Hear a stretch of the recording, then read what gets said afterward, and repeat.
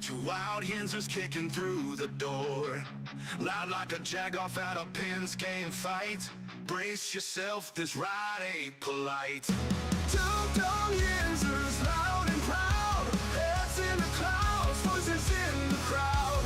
Chaos brewing, they don't play nice. Hold on to your iron and grab your prime anti-slice.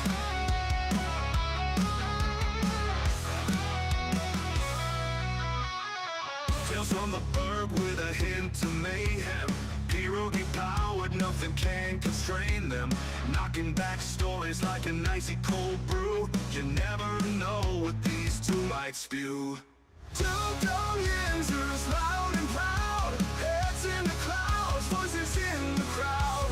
Chaos brewing, we don't play nice. Hold on to your iron and grab your prime anti-slice.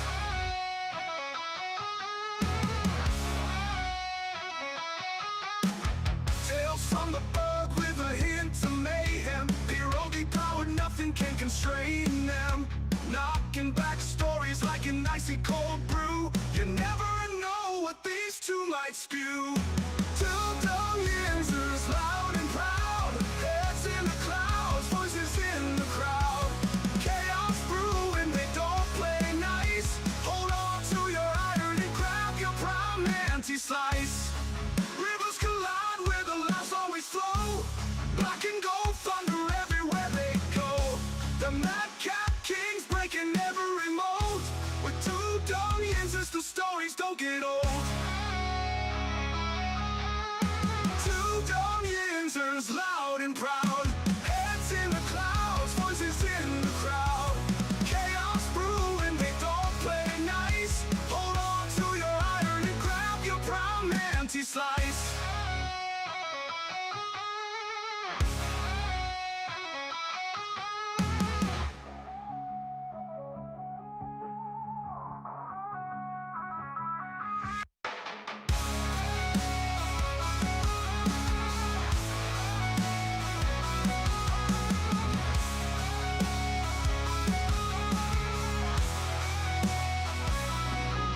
Hey y'all, yeah, what's up, baby? Welcome back to the show. This is episode 1023 of the Two Dumb Yins. I want to say to everybody today, welcome back to the show. Great to be back, glad to be here, getting ready for the third and final preseason game for the Pittsburgh Steelers this season before they start getting ready for the Atlanta Falcons in just 17 days. That's right, Mike Wallace days until the Steelers kick it off at home against the Falcons for their 2026 campaign. We're ready to get to it. So much to get into today as we do head into this last preseason game.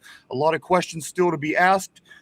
We thought that maybe once preseason started, some of the questions that we did have would be answered. However, we're coming down to the very last game, and some things just haven't been answered yet. So much to talk about, so much to get into.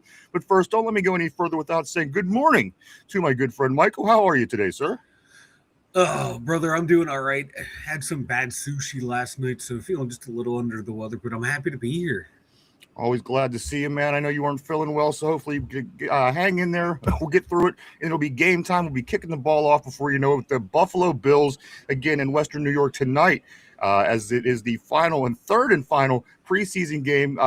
Not for the league. They still play through the weekend a bit. However, for us tonight at around 10 o'clock, we will be done. If you can believe it already, Mike, we've already blew through training camp. We've already blew through the preseason, and we're just on the doorstep of the 2026 campaign in the NFL season this year. So very excited, Mike. And you just know that it's going to go just as fast now that we're in the season, if not faster. I'm sure it'll be Christmas when we wake up tomorrow. Oh yeah, that's just how it works, man. That's just how time and space and relativity works when it comes to your sports fandom. But you wait all season to get here. Then it's here, and then it's gone in the blink of an eye. It's not fair. It's not right. But I can taste the regular season. It's right around the corner. One last little appetizer, then we get the entree. I cannot wait. Yeah, brother. Yeah, it's here, and I do see everybody's ready, Mike. I'm seeing folks walking the door. I'm seeing faces. I'm seeing great. I'm seeing old, new. I'm seeing beautiful, every kind of face that lives amongst us in Steeler Nation. I do want to say welcome to you today. Welcome back to the show. Lots to get into. Let's do it. Let me jump on the board here real early today. I'm going to try to stay caught up. I do want to say what's up to Miss Pittsburgh. Always great seeing Miss Pittsburgh. Mike, I know she's ready for the game tonight. She says, good afternoon, everyone. Here we go. Steelers Nation. Miss Pittsburgh in the house, baby. You know it's almost time when Miss Pittsburgh is getting fired up. So welcome back, Miss Pittsburgh. Glad to see you, as always, as we get ready for this finale of the preseason tonight for the Steelers. Let's go to Corey. Corey over at Don't Drink That. He says, hey, I saw a YouTube short today. There's a Drew Aller conspiracy. You want to hear it? Sure. Let us know, brother. I'd love to hear it. Always great seeing Corey again. Conspiracies. If you like them, you know where to get them. Just go to Don't Drink That right here on YouTube. My friend Corey will send you in any direction and down any rabbit hole you want to get into, whether it be the Gov, whether it be Ghost, whether it be aliens, whether it be Bigfoot, whatever your interest is. Go check Corey out and Don't Drink That. You won't be disappointed. Ample content for everybody. Go check him out today. Let's go back to Miss Pittsburgh. She says, here we go, Steeler Nation. That's right, baby. Here we go, Steeler Nation. We're all here for it. We're all ready. And again, this could be the last game, Mike, that you could watch passively, if you will, because once Steeler season starts, that's when the heart attacks really start, because now it's like, okay, it's preseason. We don't need to win. Go on with your evening, go on with your day, you go on with your week, and life goes on. However, in 17 days, Mike, that all changes. Everything that we do, we live, we eat, we sleep, everything on Pittsburgh Steelers. So again, let's enjoy this one tonight. We know that Josh Allen won't be playing. Their starters will be limited. And let's go up there and play, again, that last passive game that you can enjoy as a true Steeler fan. Yeah, it's the last one was zero stakes. This is the last game that should affect your mood for the day, for the week. Absolutely. This is your last gimme. Just sit back, enjoy the ride, because a lot of these guys will probably never see or hear from again. Don't let them affect your mood. You got to wait till 2 Sundays from now to let them to start affect your mood. Yeah, it's just so exciting. It really is getting back. It's so close. Mike, I mean, there's going to be 2 weeks, of course, the week between the games before they start, and then also the bye week. Other than that, you're not going to not have football, Steeler football, for quite some time. And again, if you're talking NFL, you're going to be able to blow through that bye week because there's going to be other teams playing. So again, this next week coming up will be the last official off week for the NFL, and I'm there for it, guys. It's going to continue all the way through Valentine's Day. So guys, it's here, and I love it. I got to be honest with you. This is the time of year. It's not Christmas. It's not Thanksgiving. Football season is where it's at. I assume a lot over a lot of the country, Mike, but here in Western PA, certainly a holiday as the Steelers get ready to kick it off again. Just 17 days. 17 days. Mike Wallace is away, like you said. It needs to get here. I want to see some games with consequences. Consequences. There we go. I hope this next 17 days, Mike Wallace did, Mike, because he was a quick guy. And again, if we could get there as quick as Mike Wallace could, we will be there. And we will be there before you know it, guys. But again, Buffalo tonight at Buffalo, 7 o'clock start. It is nationally televised. Again, no reason that most people should miss this. And what else do we got? 7 o'clock tonight at Buffalo is the deal. That's what's going down tonight. And again, about 10 o'clock tonight, preseason will be over for us. I'm going to get into the schedule for the weekend here as far as the preseason goes. We got a lot to get into with talk about the Steelers, trying to answer questions that we may have going into this last preseason game, because we cut down to 53 players from 90 on Sunday evening at 6 o'clock. So again, half this team will not even be a half of the part of this team anymore here in a few days. So a lot that we have to figure out, a lot we have to learn, a lot we have to try to decipher what we need to do. Us, the Steelers, Steeler Nation alike, guys, we're all into it. I know that everyone's invested, Mike, and it's only preseason, so it's only going to get better here in Steeler Nation as we do kick things off. And again, just 17 days. Before I do roll out the schedule for this weekend for the NFL, guys, I do want to make a special announcement.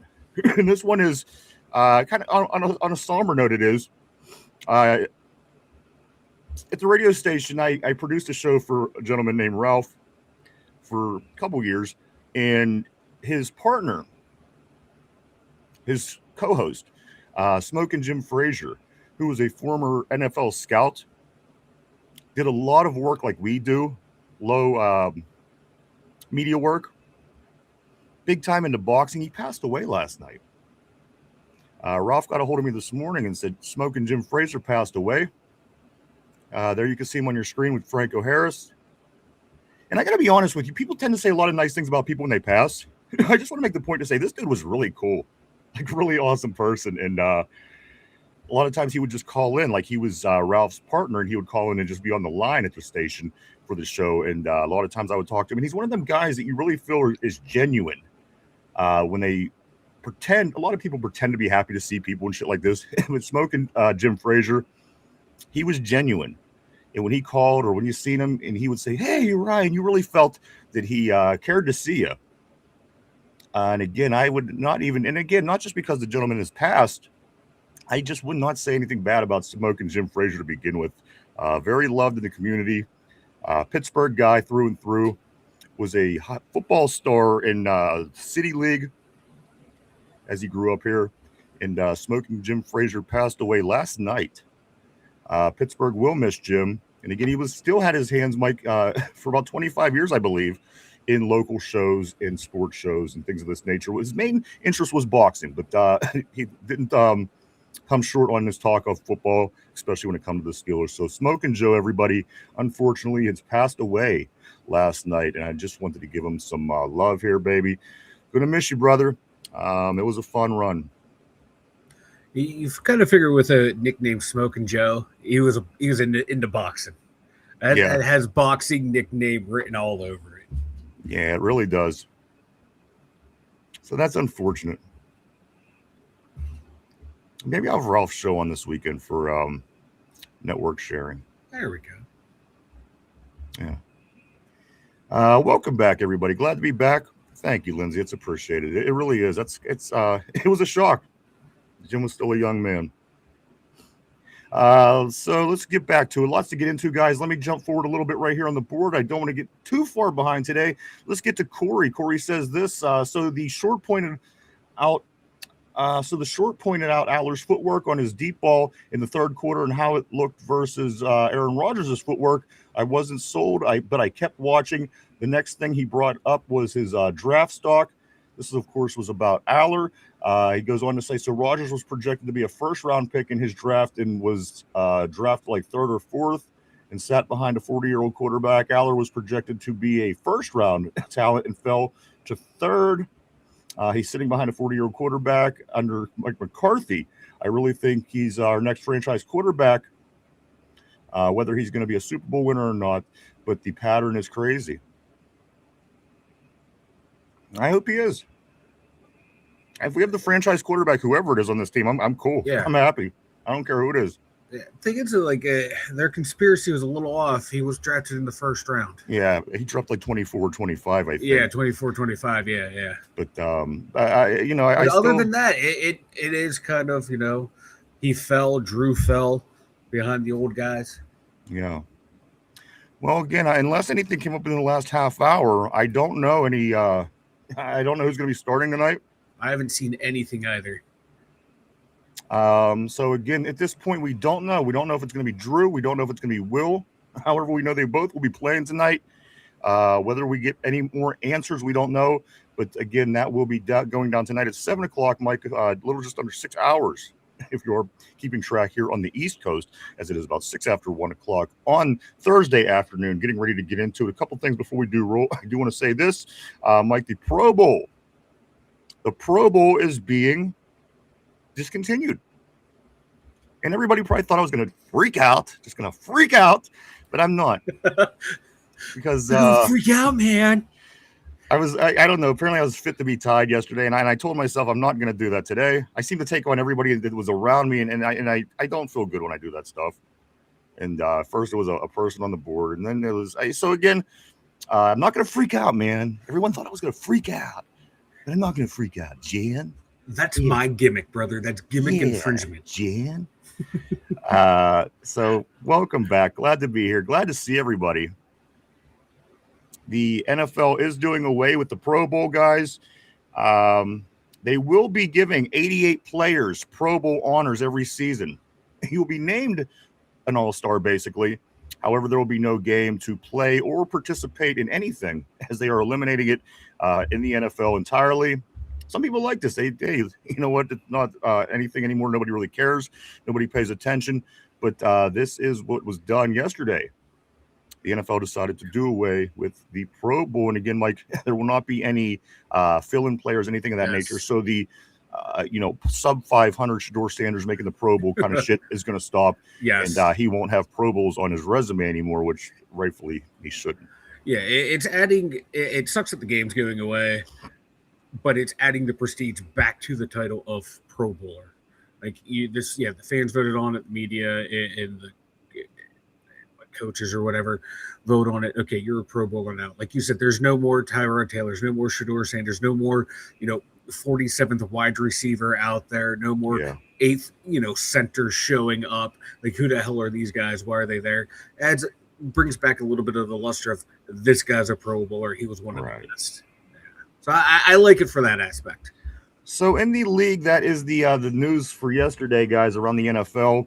Of course, Calvin Austin III, Mike, he's done for the season. Former Pittsburgh Steelers wide receiver going to play for who wanted him initially. And we'd stolen him, Mike, of course, when John Harbaugh was the coach of the Ravens. They were high on Calvin Austin III back in his draft season. We snuck in front of him. It ended up being a pretty well-known incident. Like, they were not happy.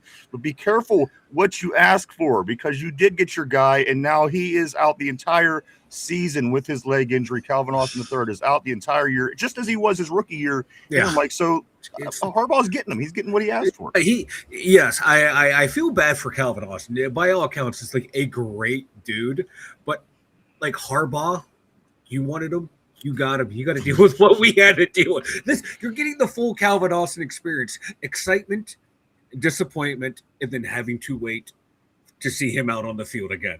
It's come full circle for Jim Harbaugh.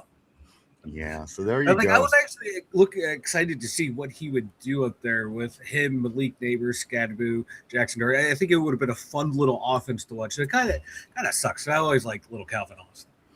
Oh, yeah, man. That's again, unfortunate. If you are a fan of Calvin, and again, he's a good person. He was here. We never had any issues. So again, unfortunate for him and the Giants and Coach Harbaugh up there. But that is what's going down there. Mike, let me run through the weekend schedule here for the NFL real quick. Pittsburgh Steelers lead the way. Mike, nobody else plays earlier. The Steelers played 7 o'clock tonight, again going to Buffalo to take on the Bills. 8 o'clock starts tonight.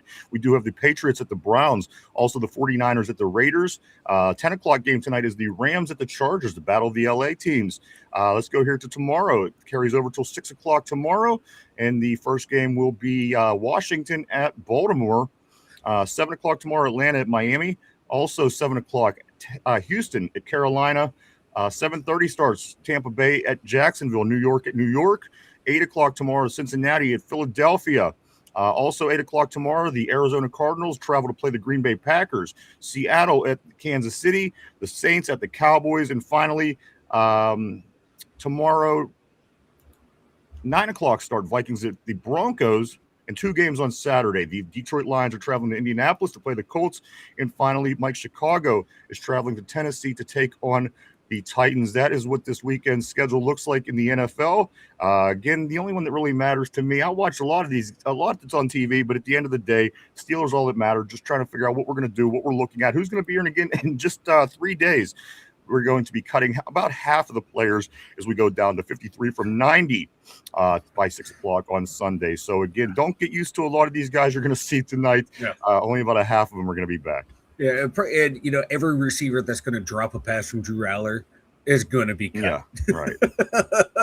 Every offensive lineman giving up a sack weight, that might be the entire offensive line. So I might amend that statement. But yeah, a lot of these guys won't be around. A couple of them might surprise and maybe make it back onto the practice squad. But man, what time's kickoff? Did you say 7 or 8? Yeah, 7 o'clock.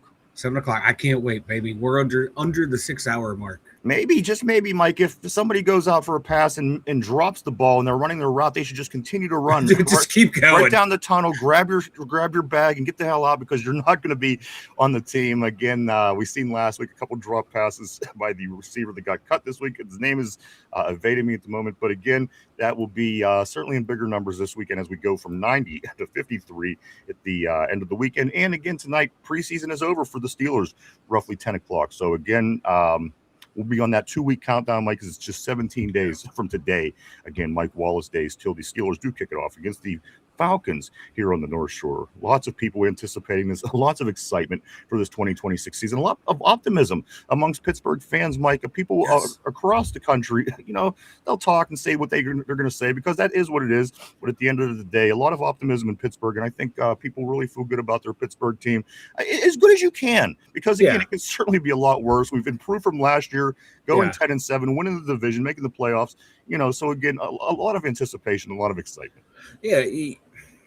We've been stuck. People say we've been stuck in mediocrity. We've been winning consistently 9 to 10 games a year, making the playoffs. It just sucks that we keep getting bounced in the first round. But there's a lot of outside noise that's doom and gloom for the Steelers and even Steeler fans. But man, this team is primed for a little bump. We've been chugging along. At some point, it's got to tick up, right? And this should be the year. We're getting new coaches, new schemes. We won't be the same old Steelers. It should be time for, okay, we got talent. Let's, see what this new scheme does, man. It should be ready to hit the ground running and come out and show the league and put the league on notice, really, that this isn't the Steelers of the last 7 years, of quarterbacks, arms falling off, and rookies, and, veterans that are way well past their prime that can't perform at a competent level. Yeah, we have an old veteran, but he still can perform at a high level. This team should be primed for a damn good run. So I don't blame Yinzer Nation for getting excited for this opener and for this season, because we should wipe the floor with Atlanta in week 1. And I think the division, of course, gives us a chance too, Mike. Cleveland's been tough for us the past couple of years, and we are getting that Thursday road game early this season. I think that's going to be tough. But as far as, it's not a strong division, but it can be tough along the way. So, again, I think we have just as good a chance as anybody else, better chance than half the teams in the division. And, again, we'll see, call us crazy, but we'll see what Baltimore and Pittsburgh is up to at the very end of the year, where I'm sure that game will matter. And, we will certainly be on it then. But, guys, welcome back to the show. Great to see everybody. Let me continue on the board here for a few minutes, Mike, to stay caught up. Let's go here to Steel Loyal. We did reconstruct DK's contract. That could be a very good sign for JPJ's signing. We'll get into that shortly. Let's go here to Ty. JPJ is the GOAT. JPJ is the GOAT. JPJ is the GOAT. Ty is the GOAT. Ty is the GOAT. Ty is the GOAT. You, Ty, are the GOAT, my friend. JPJ also, again, looking like things might be starting to shape up in our favor for the Steeler Nation. Again, we will get to that shortly.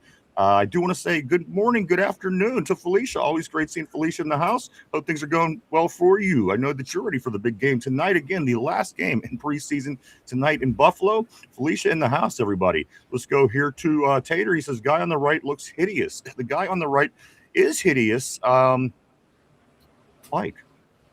Mike's not here. Vanilla Thunder is here. And hideous, brother, you meant handsome. You meant stunning. You meant otherworldly beauty. Get it right next time. Maybe hideous is beautiful in Irish. It could be. There might be a slight language barrier. Let's go here to Steel Loyal. He says, of course, Mark Malone ain't here when we reconstruct. He's here. Don't get him twisted. He's here. He's lurking in the shadows, ready to pounce. I'm sure he's lurking, ready to pounce. He's waiting for someone to call him daddy. Yes. Let's also go right here to Tortilla. He says A-Rod should play in preseason after he retires. Great seeing Tortilla in the house all the way from Sacramento, California. Let's go to Corey Don't Drink. That says Tortilla, I bet AR starts a conspiracy podcast after he retires, or a regular on Joe Rogan's podcast. It's possible. You never know.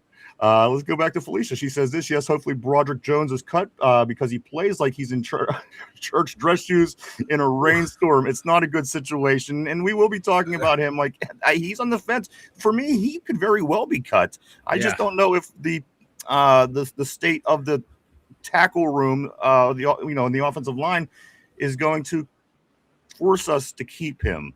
All in all, but we will get to that shortly. Let's also continue on here to Lindsay. I do appreciate that as well. Thank you. Again, pretty bummed out today. Smoking Jim Frazier. That is bad news, not good news.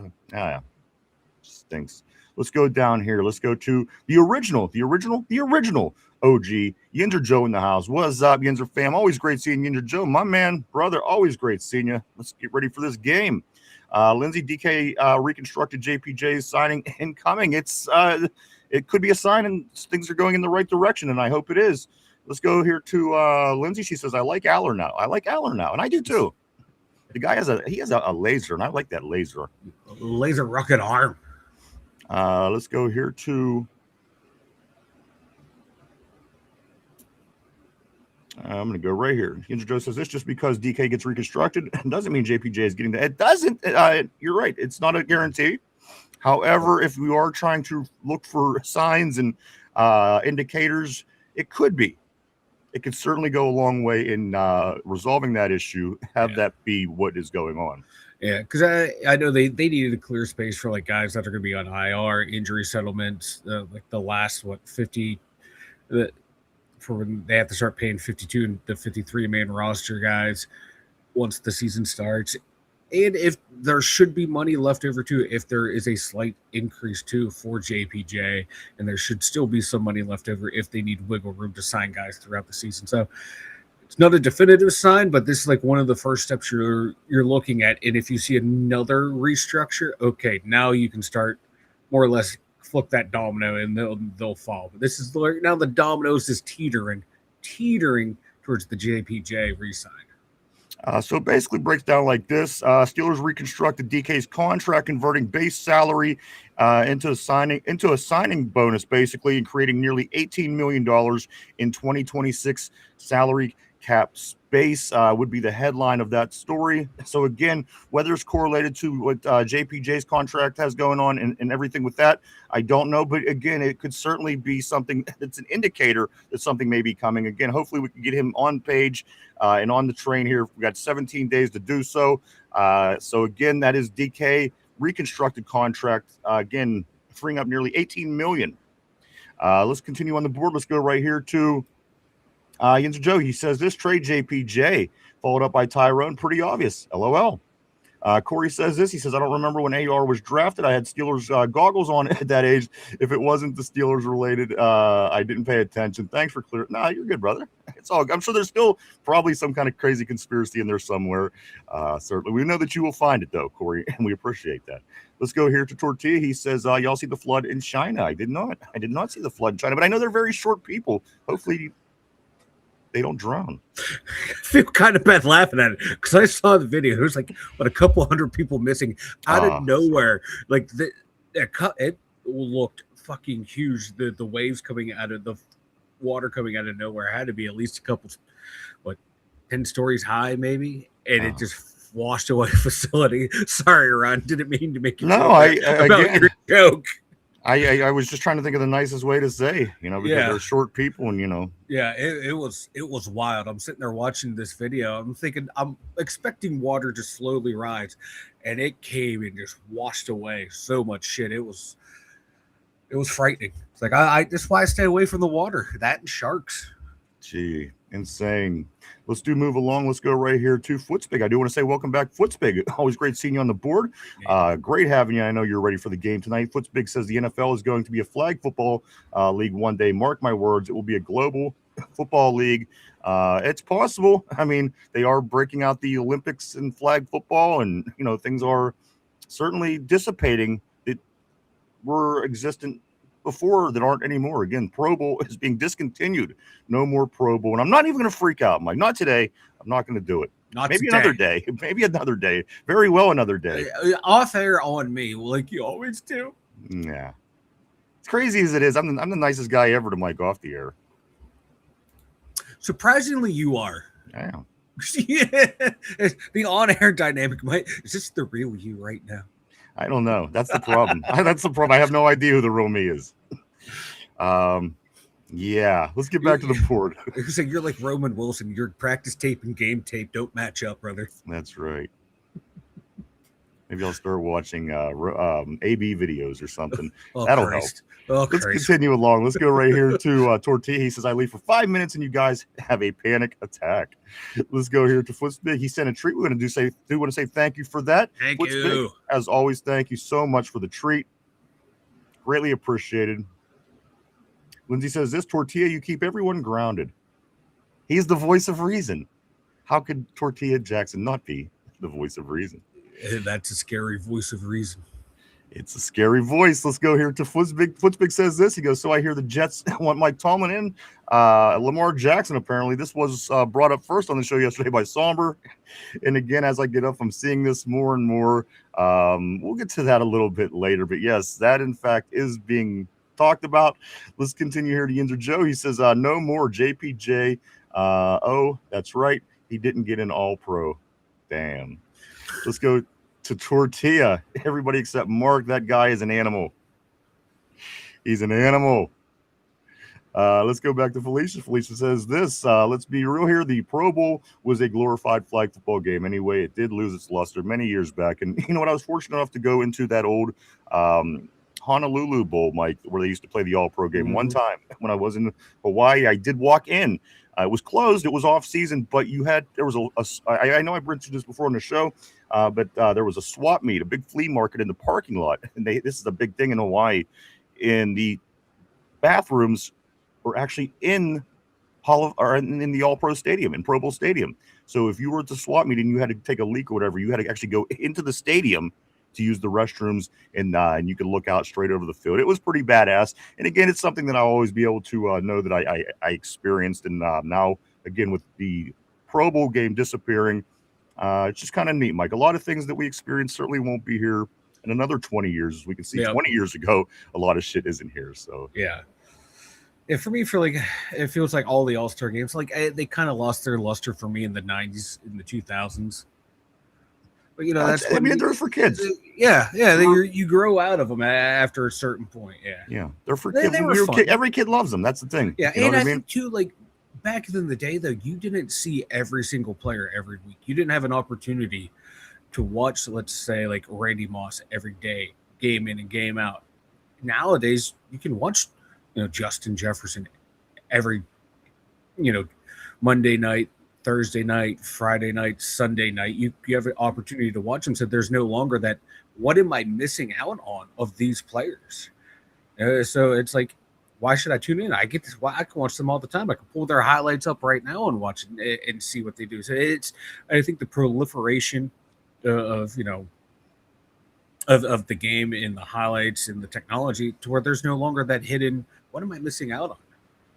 Yeah. So now you can just see it all. So it lost the luster that way as well. As a kid, I always wanted to see the best of the best all together at one time. And that was my thing, because every team, it was baseball for me when I was a kid, a smaller kid, and it got into basketball as I got older. But, you see all the games, that this guy's on this team, that guy's on that team, and you watch the games for those people. To know that they're all going to be in one place at one time playing the game that you love is what I loved when I was a kid. Also, I love the extracurriculars. I like the slam dunk contest. I like the home run contest. So again, I think these are more for the kids. Players don't like to do them. Adults are kind of fed up with them. But at the end of the day, the kids love them. And, there you go. I'm not going to freak out today. I'm just not going to do it. I'm not going to do it. Let's challenge accepted. Challenge accepted. Let's continue on the board. Let's go right here to Somber. He says this. I do want to say what's up to Somber all the way from Los Angeles, California. Somber's ready for the game. He says this, guys. Definitely feel bad for Calvin Austin III. He had a great second preseason game, and I do. Again, he's not a guy that I dislike, Mike. I realized we needed to move on and upgrade for him, but at the end of the day, the guy you never heard anybody say a bad word about him while he was in the Berg, with exception to his injuries. They happen a little bit more often than you would like. Yeah, tough son of a bitch too, for being how small he was, not afraid to do stuff in the middle of the field. Like, and I'll always remember him making Sauce Gardner look lost and confused, and for what he did, I think, with Marlon Humphreys last year against the Ravens, totally burnt him. Both those guys made them both look like imbeciles. Always have a fond spot in my heart for little Calvin Austin. Yeah, me too. And just like you said, the fact that we stole him, we reached in and grabbed him right out of the Ravens' dirty, smelly ass palms, and made him ours. And you know what? It was even like in the war rooms. That's where it started, because when we made the pick, there was actually reports of inside of the Baltimore war room. You could hear such a disgruntled group of people because the Pittsburgh Steelers took their guy. So again, I enjoyed that for what it was worth. Again, the Steelers beating the Ravens 10 of their last 11 regular season meetings, 10 of the last 12 overall. I'm ready for some more Steelers-Ravens football, Mike, as they continue to struggle with issues at their camp, as does Cleveland, as does Cincinnati. And we're having our issues as well. But you know what? That's why you're here. You're trained, prepared to get ready, and put yourself in a position to win football games. And I think we're doing pretty good in the division. So let's continue on the board. Let's go right here to Corey. Corey said, Lindsay. Lindsay says this, Thunder is here. My day is complete. There you go. There you go. Let's go here to Corey. He says this, if you want Steelers players, they come with a Steelers curse too. Laugh my ass off. He got his draft picked, and he got Calvin Austin 3's draft treatment. Laugh my ass off. It's not funny. He's hurt, though. I feel bad for him. But again, it couldn't happen to you get what you asked for, Coach.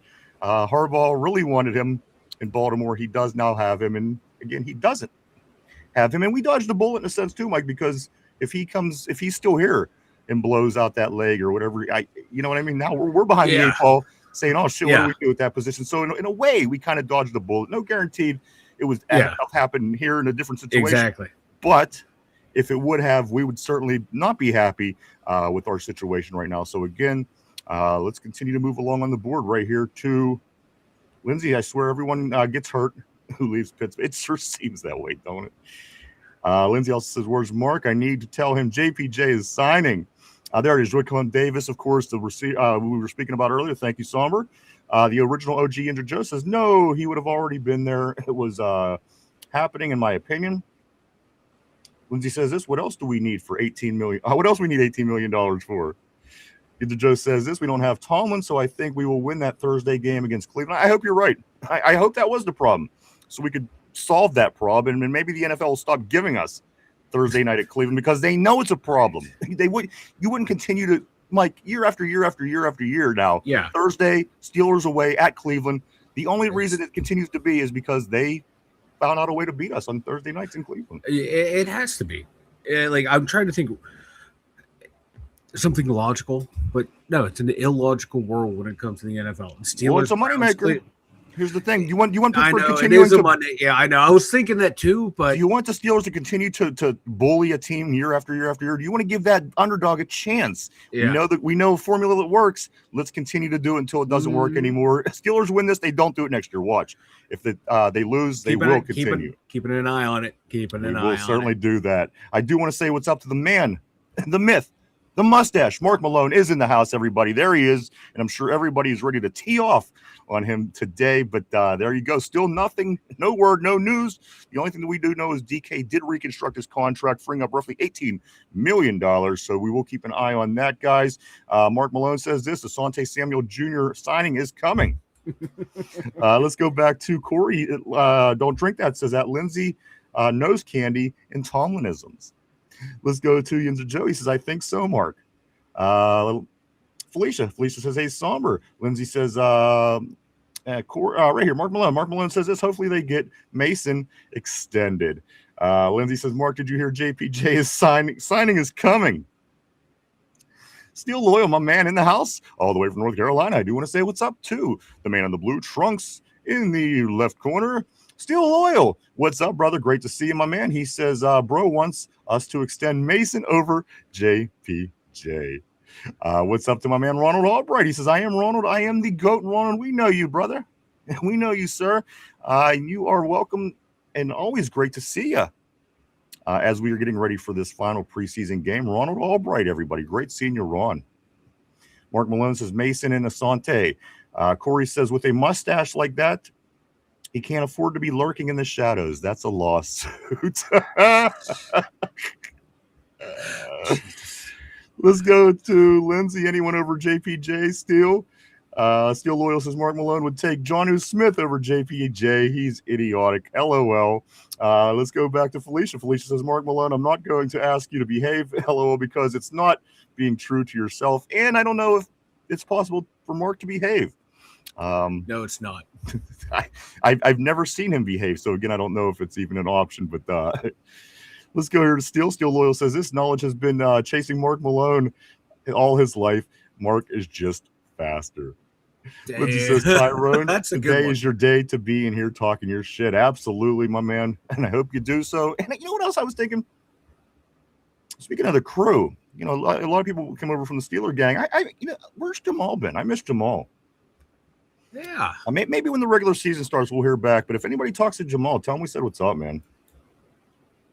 Let me do scoot along right here. Let's go to Tyrone. Tyrone says, I see J-Ram reconstruct 24 is too much, and he don't even play corner anymore. Let's go here to Ginger Joe. He says, I heard they needed to reconstruct DK and use that money for the restrooms. Maybe restrooms, Mike. Hey, need that too. Maybe we could add...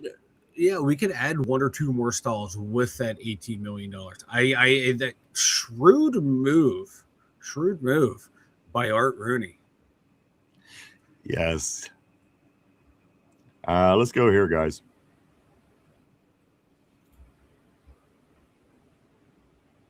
All right, here we're going to go right here.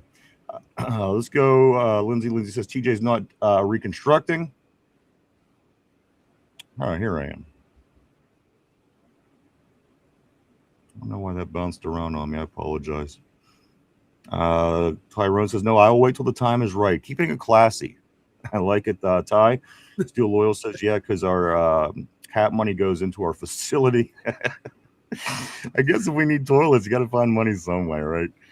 Let's go here to Corey. Corey says, if TJ cares about winning a Super Bowl at his age, then he should reconstruct so he can let JPJ get money and focus on a title. Just saying is what Corey's saying. Also, Tortilla is saying this by Mark Malone's logic. If you win the lottery, spend all your winnings to buy more lottery tickets. And the sad part is there are people that do that, I feel personally attacked on that one, Tortilla. Are you a lottery ticket guy, okay, Mike? I do like to do the scratchies from time to time. Yeah, who doesn't? Who doesn't? Now, there is a sound strategy of you win on like $1 ticket, you get 5. Logic would dictate you buy 5 more, you're going to win $1 more on those. You're going to keep winning on those tickets. So you just keep pumping that money back in. You got to keep doubling down because eventually you're going to hit. Sound logic. I stand with Mark Malone on that one. Yeah, I mean, my grandparents played the lottery their whole lives. And when they died in their 90s, they didn't win anything. So, again, at some point, you would think that it's on your side. They never won anything and made it to their 90s. So, again, be wise with your money. You got to keep trying. Be wise. And they this is all they did. The one day you miss it, your numbers come up. Oh, the numbers. I remember always with the numbers. Everything was the numbers. Anything you do, it turned into lottery numbers. Oh, you had 3 hits in your Little League baseball game. We got to have a 3. It was insane. Older people certainly with their lottery, because money does go to benefit older Pennsylvanians. So they say it does. So they were helping themselves, brother. Right. That's 3,000 IQ play. Lindsay says this, TJ is not reconstructing, but I do want to jump to the top real quick. And I don't do this, guys, unless it's for a reason. I do want to welcome Otis to the game, to the show, to the terrible board. Otis, welcome. Great to see you. Great to have a new face. And I do want to just touch his question. I'm going to let Mike handle this as I do prepare to keep moving forward with the show. Mike Otis, welcome. He says this, when they reconstruct the player's contract, how does that affect the player? Can you explain? And then we will get back on track. I apologize, board. Again, when a new face pops in, I do like to welcome him. Mike, if you want to grab that for Otis. Yeah, so it turned that one into a signing bonus. So now it's prorated over 4 years. That money is still guaranteed to him. So he has that. And more or less from what I'm reading from people who understand the cap a lot better than I do, it more or less guarantees he will be here next year as well. So it helps, gives him money up front now, and will more or less kind of guarantee he will be here next year at least. So here gives him 2 more years in Pittsburgh, and then that helps the team as well because they now have money to spend. The guys that are going to be on the practice squad, guys that are going to be on IR, the injury settlement, stuff like that. If they have to sign a player here and there as well as the season goes on, there's some cap space. And if they want to work out an extension with JPJ and add money to this year, they still have some of that money too. So it helps the player, it helps the team by giving him some security of like, hey, like more or less the way this contract was restructured, you kind of guarantee me a roster spot next year, so I'll be good to go. And that's what I parsed quickly before we got on air because I knew this question would come up. I didn't have the exact answer saved, but that's kind of how it breaks down. So there you go, Otis. I do want to say that is a favorite name of mine. I'm like a character from, of course, Devil's Rejects, House of a Thousand Corpses. Of course, Rob Zombie's series. Otis was my favorite character. So again, welcome, Otis. Love the name. Great to see you. Welcome to the show. Jump in as you feel. And again, I hope that helped a little bit for that question. Let's move along here a little bit. Mike, go to Lindsay. TJ is not reconstructing. Mark Malone says reconstructive surgery. Corey says, so sorry, Lindsay, just wanted to get you going a little bit. Laugh my ass off. I'll stop. TJ will reconstruct next year, I think is what Tyrone is saying. Yinzer Joe says Ramsey isn't reconstructing either. The star position is important, and he's the only guy to do it. So let's go to Tortilla. Tortilla Jackson says no flood is actually insane. It looks like a earthquake, an avalanche made a dam fall, and then the flood hit. It was massive. I hate, you hate to see it. I hate to hear it, man. Let's continue to go to Lindsay. Laugh my ass off at Corey. Tortilla says all rushing down a mountain. Steel Loyal says, I bet Ramsey would reconstruct if he had to. Ramsey was the first one to speak on Joey's behalf. That's true. He was. Let's go to Ty. Tyrone says this. He should love 5, but 24 million. Yeah, no. Also, I need 5 to 7 million free up is what Ty is saying. Followed up by Yinzer Joe saying players always speak on the players that need contracts. That doesn't mean they would take less, of course. And followed up by saying never seen that happen except with Big Ben. Let's go to Corey. Corey says, Ty, I wonder if they're waiting until cutdowns to see if they're cutting Malik Harrison and guys like that. That'll free up money. And I got to be honest with you, Mike. Malik Harrison is a name that we spoke about possibly being a guy that doesn't make this team. But this morning, as I'm looking around at the news and all the Steelers write-ups, a lot of people are pointing that finger towards Cole Holcomb being the inside linebacker that doesn't make it. And again, this was a surprise to me. I like Cole for what it's worth. And again, I'm not sure, between him and between him and Harrison, what the difference, how that weighs out. But again, this morning in multiple articles, a lot of these people are writing up that saying that Cole Holcomb is the guy that may be on the chopping block. I thought Cole has been playing just a little bit better than Malik Harrison. You see him out there more and more out there. You haven't heard a lot of them either, like from what coaches have been saying to the media as well. So it's kind of hard to figure out what way they're leaning. But I would think Malik Harrison would be the one to go. But Cole Holcomb does have injury concern. And do they want to risk that? Having this guy here, can they count on him to be here for the entire 17 weeks? Malik Harrison, I don't, from what I can recall, doesn't seem to have an injury history, so he's more reliable, more dependable that way. It might be a way they're thinking, but I've been under the assumption Malik Harrison is going to be the odd man out, and I still think he's going to be the odd man out. If I had to guess it, and we have been mentioning that all along, so again, we'll see who the odd man out is out. Mike, I do want to say real quick, right up to the top, Cody, welcome back, brother. Great seeing you. I know that you're ready for the game. Cody in the house, everybody. Let's stay on the board because I do want to welcome Mike next on the message board.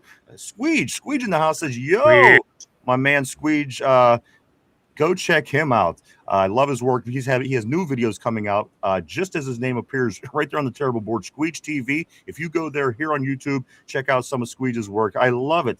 Go check it out today. Let's go right here. And I do want to say, what's up, brother? I know you're ready for the game. Let's get it. Let's get this. Tyrone says, yeah, they will, Corey. Squeege sending some happy poop, Mike. You know, nothing makes me happier than happy poop. You know that. Nothing. Happy poop is the best poop. Happy poop. Happy co-host. What do they always say? Happy wife, happy life, happy poop, happy co-host. Yeah. Works for me. Let's go right here. Let's go to Steel Lawyer, who says, Ginger Joe, it literally happens all the time. Followed that up by saying players take less to help their teammates out all the time. Joe says if they decided to sign Porter, it will be after all the cutdowns and reconstruction. Absolutely. I mean, you know, it's not going to be before Sunday, I wouldn't believe. And again, roster going from 90 to 53 Sunday, 6 o'clock, of course, after the weekend starts. We will, of course, be together dissecting the game tomorrow, but don't forget on Sunday, because we won't see you guys until that is over. So again, over the weekend, don't forget Sunday, that roster will be trimmed down heavily down to its official size. Mike, let's go down to right here where let's go Steel Lawyer. He says, no shit, Yinzer Joe, the sky is blue too. I do see Finchy in the house. Always great seeing Finchy in the house, of course, from the show here. Finch, my man, with his very own logo. Mike, you do see Finch's teeth, which was popularized by popular demand from Cody, who did just walk through the door. Mike, that is a big Cody was the main contributor of getting the Finch's teeth emoji up and running.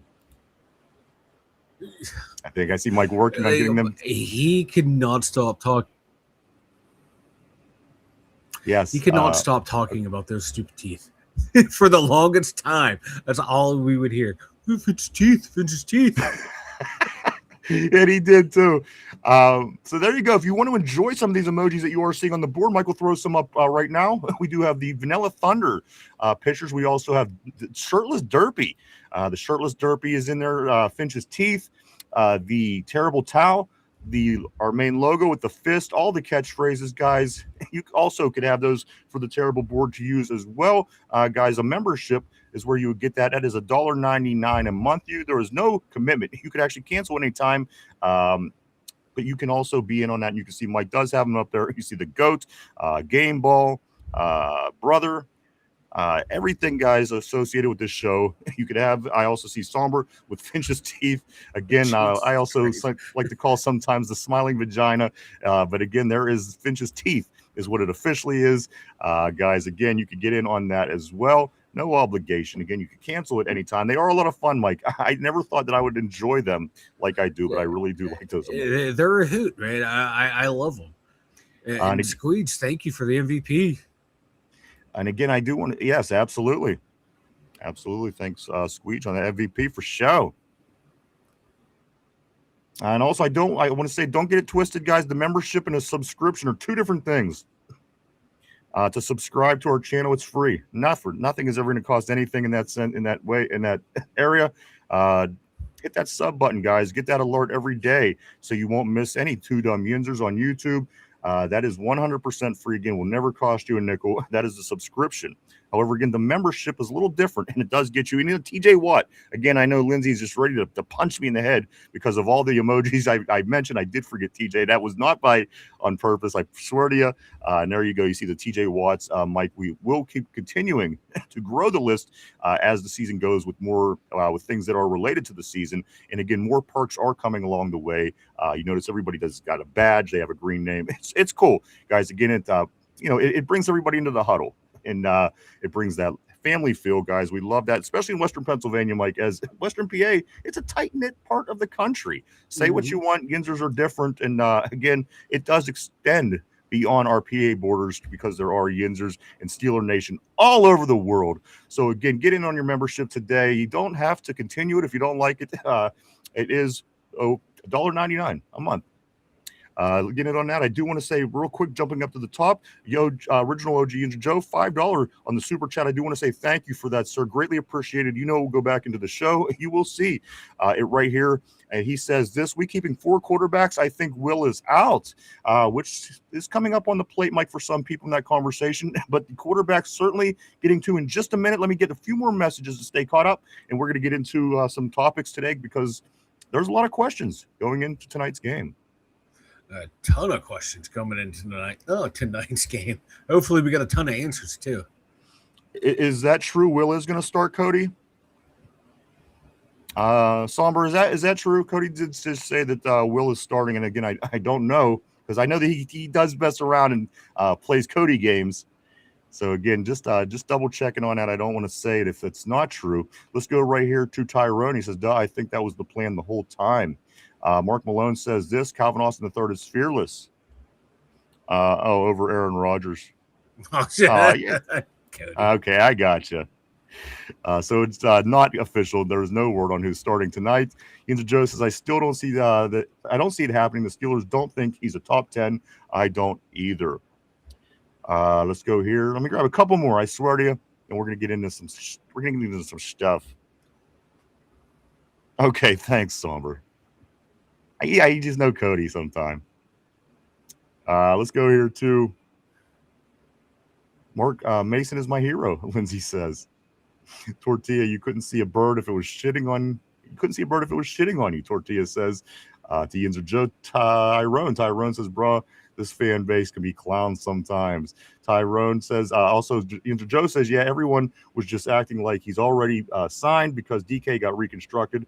Don't act like you weren't one of them. Steel Loyal says, man, I can't wait to complete dunk on Mark and Yinzer Joe. Squeege, here we go. Steelers, here we go. My man, Tortilla says this is what happens when you let Aliquippa influence a generation of Steeler fans they can't read. Ooh. Unfair that business. Is low blow to the quips. Let's go to Tortilla. I'm sorry, we did get that. Let's get Corey. He says that into Joe. I think they'll sign him. Look at our cornerback room without him. Watching ASJ cover Garrett was like watching a baby learning to walk. It was embarrassing. A couple more. Let me grab three more. When we sign JPJ, Mark and Yinzer Joe might as well not even show up because it's going to get ugly for y'all. And Lindsay says this, they are not beating us this year, and I'm pretty sure that's referring to the Clowns. And I hope you're right. If we could sweep the Clowns, I'm going to feel good, Mike, because, again, that's a loss against us the past, 3 seasons? With these Thursday nights, 2-3 seasons. If we could eliminate one of those losses, I mean, it's another one in the win column. Yeah, and makes the division record better, makes the conference overall record better for tie-breaking purposes and seeding. And that's one extra win, man. We'd be sitting at 11-6. We wouldn't have to wait for 7.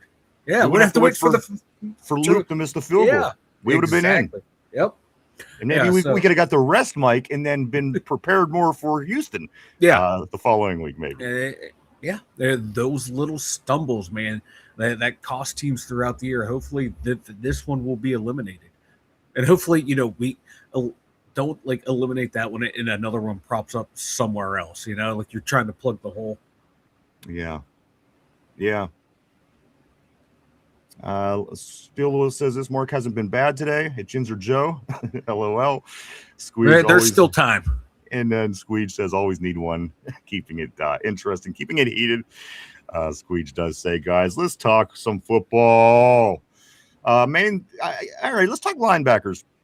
Yeah. Mike, because I did bring Cole Holcomb up, and there is a few articles, a few things that we're going to talk about today as far as our linebackers go.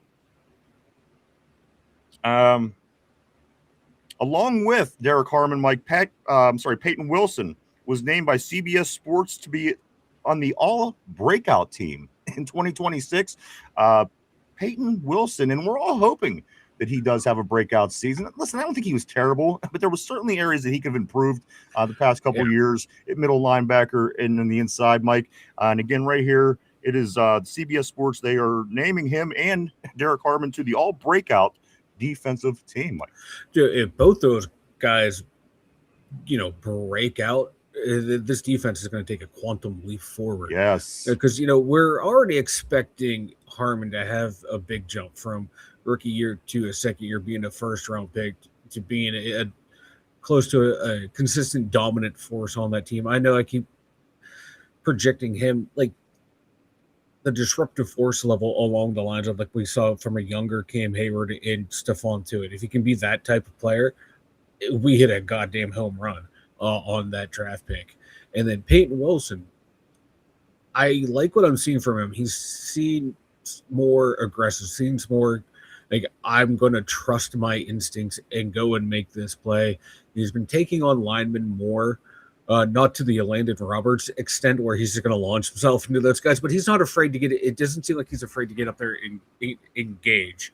It's still early this year, preseason, but it's encouraging to see how he's become more aggressive, or the game's finally slowed down for him. He's able to process it faster and play with that anticipation and use that speed that we saw so well when he was coming out of North Carolina State, the way he was flying around down there. If we can get to that type of comfort in this system, and the way Graham's going to move people around, he might have a breakout year. And if he does this, like I said, this defense is going to be finally playing up to their potential, finally playing up to like their price tag. I tell you what, if this defense would make that leap and play up to their price tag, Mike, for one season, we're going to be damn good. Yeah. You know what I mean? So again, we're all hoping that these things do hold true. Linebacker room, of course, talk about Derek Harmon. So again, we're certainly hopeful that those things do happen, Mike, along with Keanu Benton. I want to continue to see him doing what he was doing and continuing in that direction, giving him a nice contract, making him the highest paid defensive lineman in Steeler history, if you can even believe that is the case. So again, I want to see the results from that on the field. I do also want to say thank you to Cody. Cody did gift a membership over, Mike, and it went to Mike Torres. Again, if we could directly send them to people individually, I wish we could. We could. However, I do want to say welcome to Mike Torres, as he is Mike now. He has a membership. Welcome and thank you, Corey, for that. Quite a man, Cody is. I'm sorry, Cody, not Corey. That was Cody. Yeah, Cody's he's the man, the myth, the legend. Yeah. And he sent it to Mike Torres. Is this somebody you know from Home Depot, Cody? Or just kidding, of course. Let's move along, Mike. We're talking linebackers. Let's go right here. PFF, we love them, but this is what they're saying about our linebacking core, Mike. PFF says the Steelers inside linebackers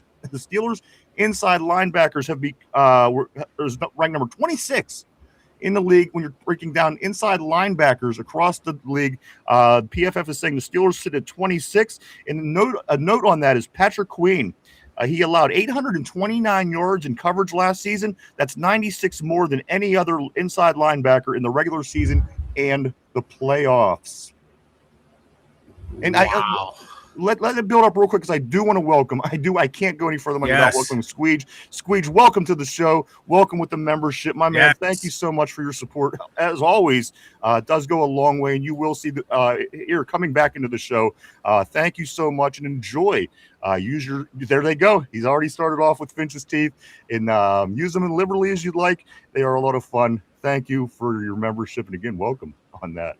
But yes, Mike, let's get back to Patrick Queen. PFF, 26 out of 32 has our inside linebacker room.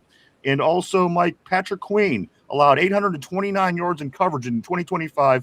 That's 96 more yards than any other inside linebacker in the regular season and playoffs.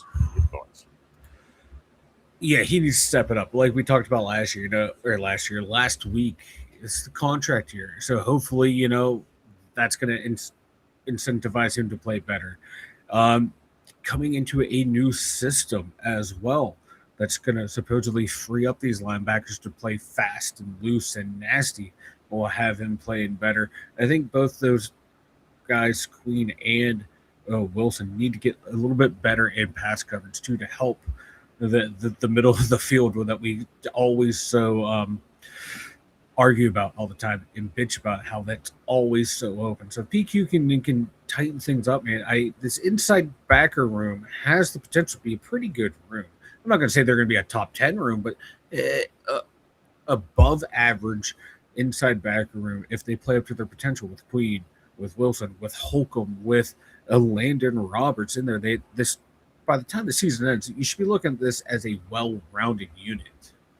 And, and also, Mike, if they would play well-rounded, if they would play up to their value under the new defensive coordinator and the new guys of, the new head coach, maybe we might see those results. Again, whatever the difference was, whatever the problems, the communication, whatever. Again, we have an opportunity now to maybe see the difference in the defense, maybe get what they're worth out of what we're working with now. And again, that goes such a long way with this particular football team. If this defense can step up, Mike, be bend, don't break, don't give up a whole lot as well. And it's going to be exciting because, again, at the end of the day, if this defense could play up to its potential, we're going to be a dangerous football team. I don't think there's anybody outside of Pittsburgh that would deny that. But, Mike, again, it's the talent level on this defense. Absolutely. If we get what we pay for, we're all going to be smiling. I do want to say welcome to Yinzer Joe as well. Yinzer Joe has just become a member as well. Thank you, Joe, for your continuous support of the show. And again, you will see that money go back into the show directly. And thank you, my man. Welcome. Enjoy again. Enjoy the emojis.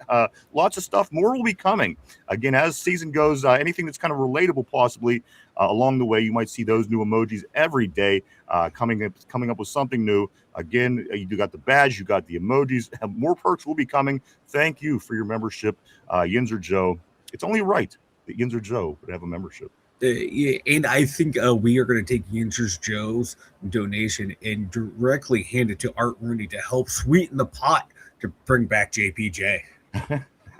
Hey, you know what? We will take all the membership money and we will send it for JPJ. If that could help, only if that would be the case, we certainly would do it. I would. Let's talk, Mike. We're not leaving the inside linebackers just yet. I don't know. Yeah, right here, Mike. Landon Roberts. Landon Roberts is helping the Steelers defense learn Patrick Graham's defense. I love this Landon Roberts pickup. I love it. Mike, I don't just like it. I'm not just excited about it. I love the fact that we brought Landon Roberts back to the Steelers. Mike, again, Landon Roberts helping the Steelers defense learn Patrick Graham's schemes. I love just a no-nonsense, old-school player that's going to do what's best for the team. And I love it. Just immediately jumping in, helping the guys out immediately. You know, it's nice when you have those players that know a system. Yeah. And are like, all right, let me help you. Yeah, it's changed, from what he had in Oakland. But, Patrick Graham sprinkles in a little bit from each place he's gone and takes from the existing places as well. So it didn't take long for Landon to learn it. But, I love that hey, this is what we ran last year in Vegas. Here's the similarities. Let me help you out. Yeah, I like that. He's just one of those guys that every team needs. I agree. A great glue guy, but also a damn good player, and he's going to bring it every game in, game out. He's not going to cheat you. I agree. I'm thrilled. He's a Steeler linebacker through and through. He loves playing here. He's made it known. We love having him back. Again, if he plays a role, Mike, in getting this defense to play to its value, to what it's worth, I'm going to be there for it. And again, we're going to go a long way if this defense plays what it's worth this season, of course. Mike, let's go to the outside linebacker position. Jack Sawyer, Mike, after spending a month in Wisconsin with Nick Herbig and TJ Watt, says he's ready for a big second-year jump. I hope he gives us a big second-year jump, man. Just another game wrecker on the outside. He's looking like he could be one of those steals of the draft. I wasn't a big fan of the pick when we first got him. I thought he was just like a playoff wonder down there in Ohio State. But man, he got so much better as the year went on. Already making some plays here in the preseason. Damn, yeah. Mike, and I always say he always seems to be the guy that seems to be in the right place at the right time. Yeah. You know what I mean? When the ball bounces up in the air, he intercepted it. He's just one of them guys. And you know what? It's nice to have a guy like that. Yeah. Sometimes, you know what I mean? I don't want to call it luck because I'm sure he got mad skill. But at the end of the day, sometimes it's better to be lucky than good. And he always seems to be in the right place, the right time. Maybe not the fastest talent, the biggest, the strongest guy in the field. But you know what? Sometimes the guy that's always in the right place, the right time has more value than those guys. Sometimes. Yeah, I'll take that. I think it was last game. He almost had a pick where he was just stuck his hand out, knew where the ball was going, and it almost stuck to that big old paw of his. So he has a nose for the ball, and it's luck. But luck is what a lot of preparation and knowing where to be. So, like you said, it takes a lot of skill and knowledge to be around the ball when. Then you got to capitalize on it. So I think he's going to be a good player for us. I don't think he's going to be at a TJ Watt level or even a Highsmith Herbig type level, but one of those quality guys when he steps on the field that you're not going, oh, great, now a big play is going to happen on the offense because this guy's in there. You're like, okay, no, he's in there. He's going to do his job, and there's a good chance that he's going to cause a turnover. So, excellent guy. It turned out to be, right now, looking like a really good pick and damn good rotational player. Love to have that type of guy on my team. Guys, again, this is the day. It's game day. If you can even believe that, the Pittsburgh Steelers back in action tonight, taking on the Buffalo Bills in Western New York for the final remaining preseason game for the Steelers. We are the first preseason game of the weekend with our 7 o'clock start. However, it will continue all the way through Saturday night. So again, the Steelers wrap up preseason at 10 o'clock tonight, roughly. We get into it tomorrow. We just dig into it, try to figure out what's what. Again, Sunday at 6 o'clock, we have cut downs, 53 men down from 90. That is Sunday. We come back next week, Mike, and we're going to be in preparation mode as we will be down to roughly, we got 17 days now, whatever the math is. We'll be back Monday trying to get ready for Atlanta, as that is the next big game and the first big game for the Pittsburgh Steelers in the regular season. So, again, so much coming up for our Steelers, Mike. It's flown, it's flying, and it's going to fly. So don't even turn your head for a second because you will miss it. Pittsburgh Steelers again tonight at Buffalo. No Josh Allen. This is our injury information, Mike, if you're wondering who may or may not be playing, because, again, there's still questions with this. This is what our injury report was as of yesterday. Mike, it looks like this.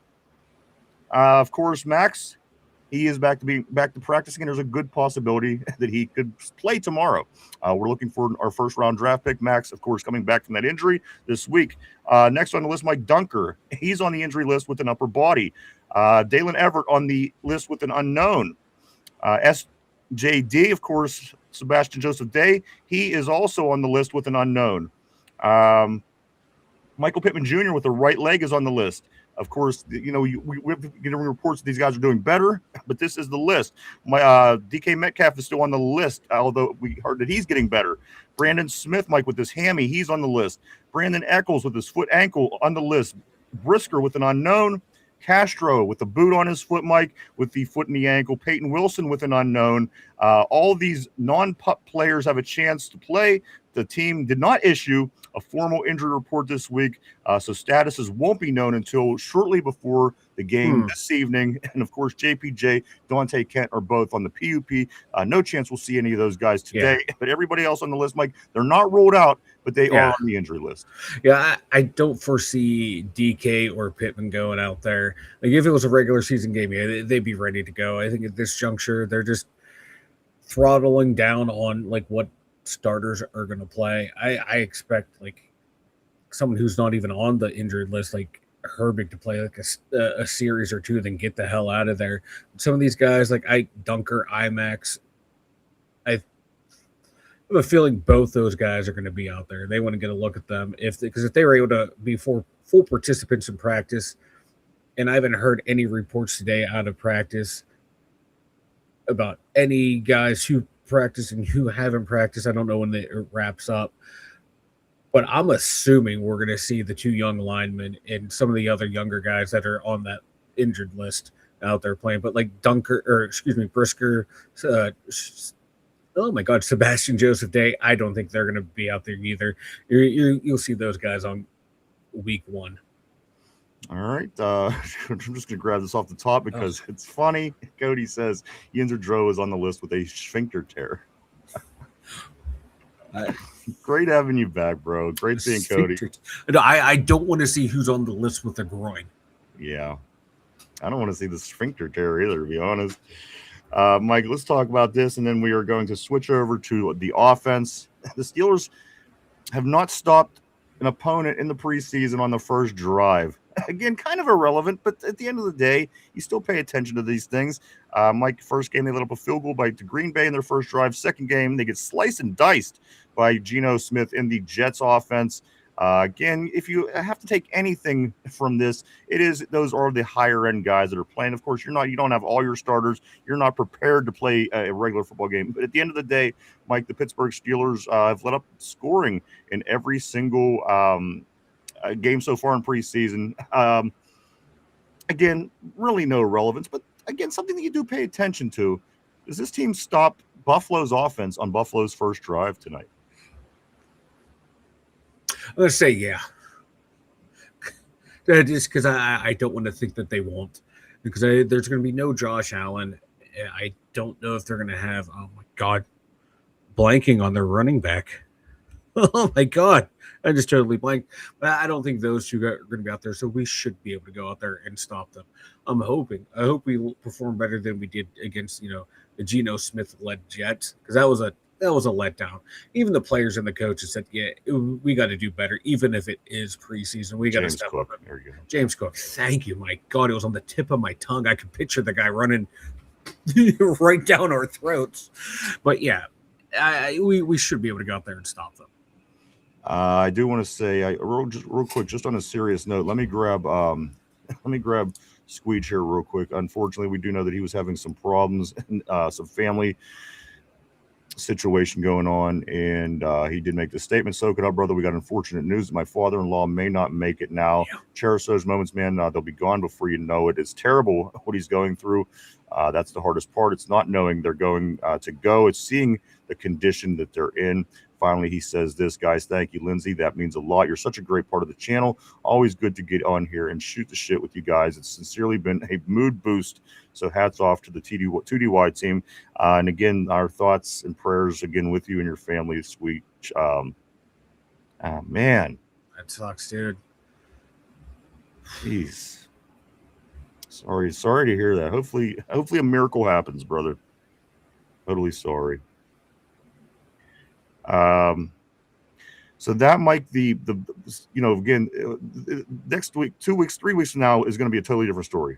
17 days from now, totally different story. If we give up first drive touchdowns, game after game after game, of course, we're going to start saying, okay, we got some issues that we have to address. So not too much here. The other question, Mike, before we do switch over to the offense, we haven't yet forced a turnover in the preseason. Again, not your starters playing, not your game plan, not your scheme. But again, Mike, the defense prided itself when Coach Graham got to town on forcing turnovers. Yes, a ball did get stripped away last week that ended up not being we didn't end up getting on a turnover. But Mike, the turnovers, the lack thereof, again, going into our third game, this is going to be third out of the 20 games that we're going to play this season that are scheduled for us. Mike, we still haven't caused a turnover. Is this any concern this early for you, or is this just, again, once we get starters, we get down to the schemes, the game plans, playing real football, then we'll see the real results of this? Mike, again, we haven't stopped the team on first drive. We haven't forced a turnover. Does either of these change today? And you already talked about the first part. Again, your thoughts on the not forcing any turnovers, especially off of what the conversation was early on with Patrick Graham. Mike, it's going to be big turnovers here. This is what we're going to be focusing on. I'm not that worried right now because we haven't seen any of the exotic coverages that we're anticipating, any of the blitzes to cause the quarterbacks, to panic and make bad decisions. The one forced fumble, like we talked about, that's what it seems like the past handful of years leading up to this year. That's what they did. The guys would get there, try to make the tackle, but also those late arriving players tried to strip and punch the ball away. So they already have that mindset. And then coming in with Graham wanting to set the bar even higher, I have no worries that they're not going to get turnovers once the season comes. I forget where we ranked the past couple of years, but I swear we were really, really high on causing defensive turnovers last year. I think that's going to keep going, especially, like I said, once we get going with that full defense out there, running these weird looks that we're anticipating. They're going to come. You do like to see them in the preseason because it's like they're nice to see. Like, it's happening early. The ball's going to keep rolling into the regular season. But I have faith that the defense will cause those turnovers. Well, we will be having overs and unders today, guys, of course, on game day. And leading into the game day, a lot of times on weekend, it'll be Friday. But we will be hitting overs and unders today at the end of the show. You're not going to want to miss that. Do stick around for all that. Mike, let's get to the offensive side of the ball. Of course, the big question, there's a lot of questions now that I sit down and try to figure out what I'm going to be watching on offense. Mike, of course, quarterbacks. The quarterbacks, Aller, we don't know who's going to be starting yet. Either Aller, Howard, whatever. This is going to be something that people are going to be paying a lot of attention to. Also, Mike, that third running back. This is something we're going to see tonight because, again, I don't know if anybody has won that position from what I've seen. Early on, I've seen a lot of action from Homer in the first preseason game, and then also from Lou Nickel. And then last week we saw more of Caleb. Mike, is it safe to say, is there anything that's going to save Eli from getting cut this weekend? Little Eli, I don't personally think he's going to make this team. I don't either. I think he's going to be a practice squad player because he's only had a handful of snaps. Right. And they weren't anything fantastic either. No, nothing that flashed the athleticism or explosiveness that we saw out of college. So I think he's going to be a cut candidate. And then, will, like what Tampa Bay take a flyer on him because they tried to snag him as a UDFA after the draft. Will Pittsburgh try to bring him back in on the practice squad? But there's no way he's going to make the 53-man roster right now. Just the showing was not there. Then it comes down to like the three or four mentioned guys: Homer, Johnson, and Nichols. What does the team want out of that third back? We haven't seen Johnson out there on special teams a lot. I know they wanted to see him out there on, I think it was like kick coverage. Didn't have an opportunity to really see him out there. So he's kind of behind the eight ball in that respect. Homer, we saw out there earlier, didn't look that great on special teams or running the ball. Luke Nichols looked good that first game, didn't get a lot of looks the second game. So right now it's a crapshoot of who's going to be that third running back. Absolutely, I agree. I like if nobody's standing out. If I have to sit here and make the decision right now, I'm pulling my hair out. Me too. Like I would lean towards Johnson's because he was a draft pick, but he wasn't a draft pick by the current coaching staff. Right. And that goes a lot towards the determining factor there too. Yeah, the front office will be like, hey, we drafted this guy, find a spot for him, but they're also gonna want to take the input from the coaches like, hey, we don't think we have a role for him. So it's going to be an interesting cut for that third spot. It's something to keep an eye on. Absolutely. Let's continue, Mike. The things, of course, on the offense worth paying attention to.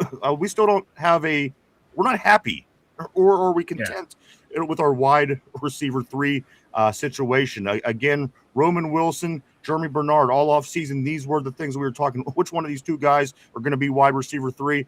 To me, Mike, from what I've seen in the very little doses in preseason so far, I would lean towards Jeremy. I would. He made a few big plays whenever he did play in that first game. He looked good in the second game. Roman again, Mike. Whatever in the world's going on with this guy, I don't know. But if I have to give the edge to anybody right now, it would be the rookie Jeremy Bernard. Yeah, and that's where I am because I was hoping that Roman would rustle this spot away, and then that can free Jeremy up to do some other things on offense, that kind of like he did down in Alabama, but it just didn't happen.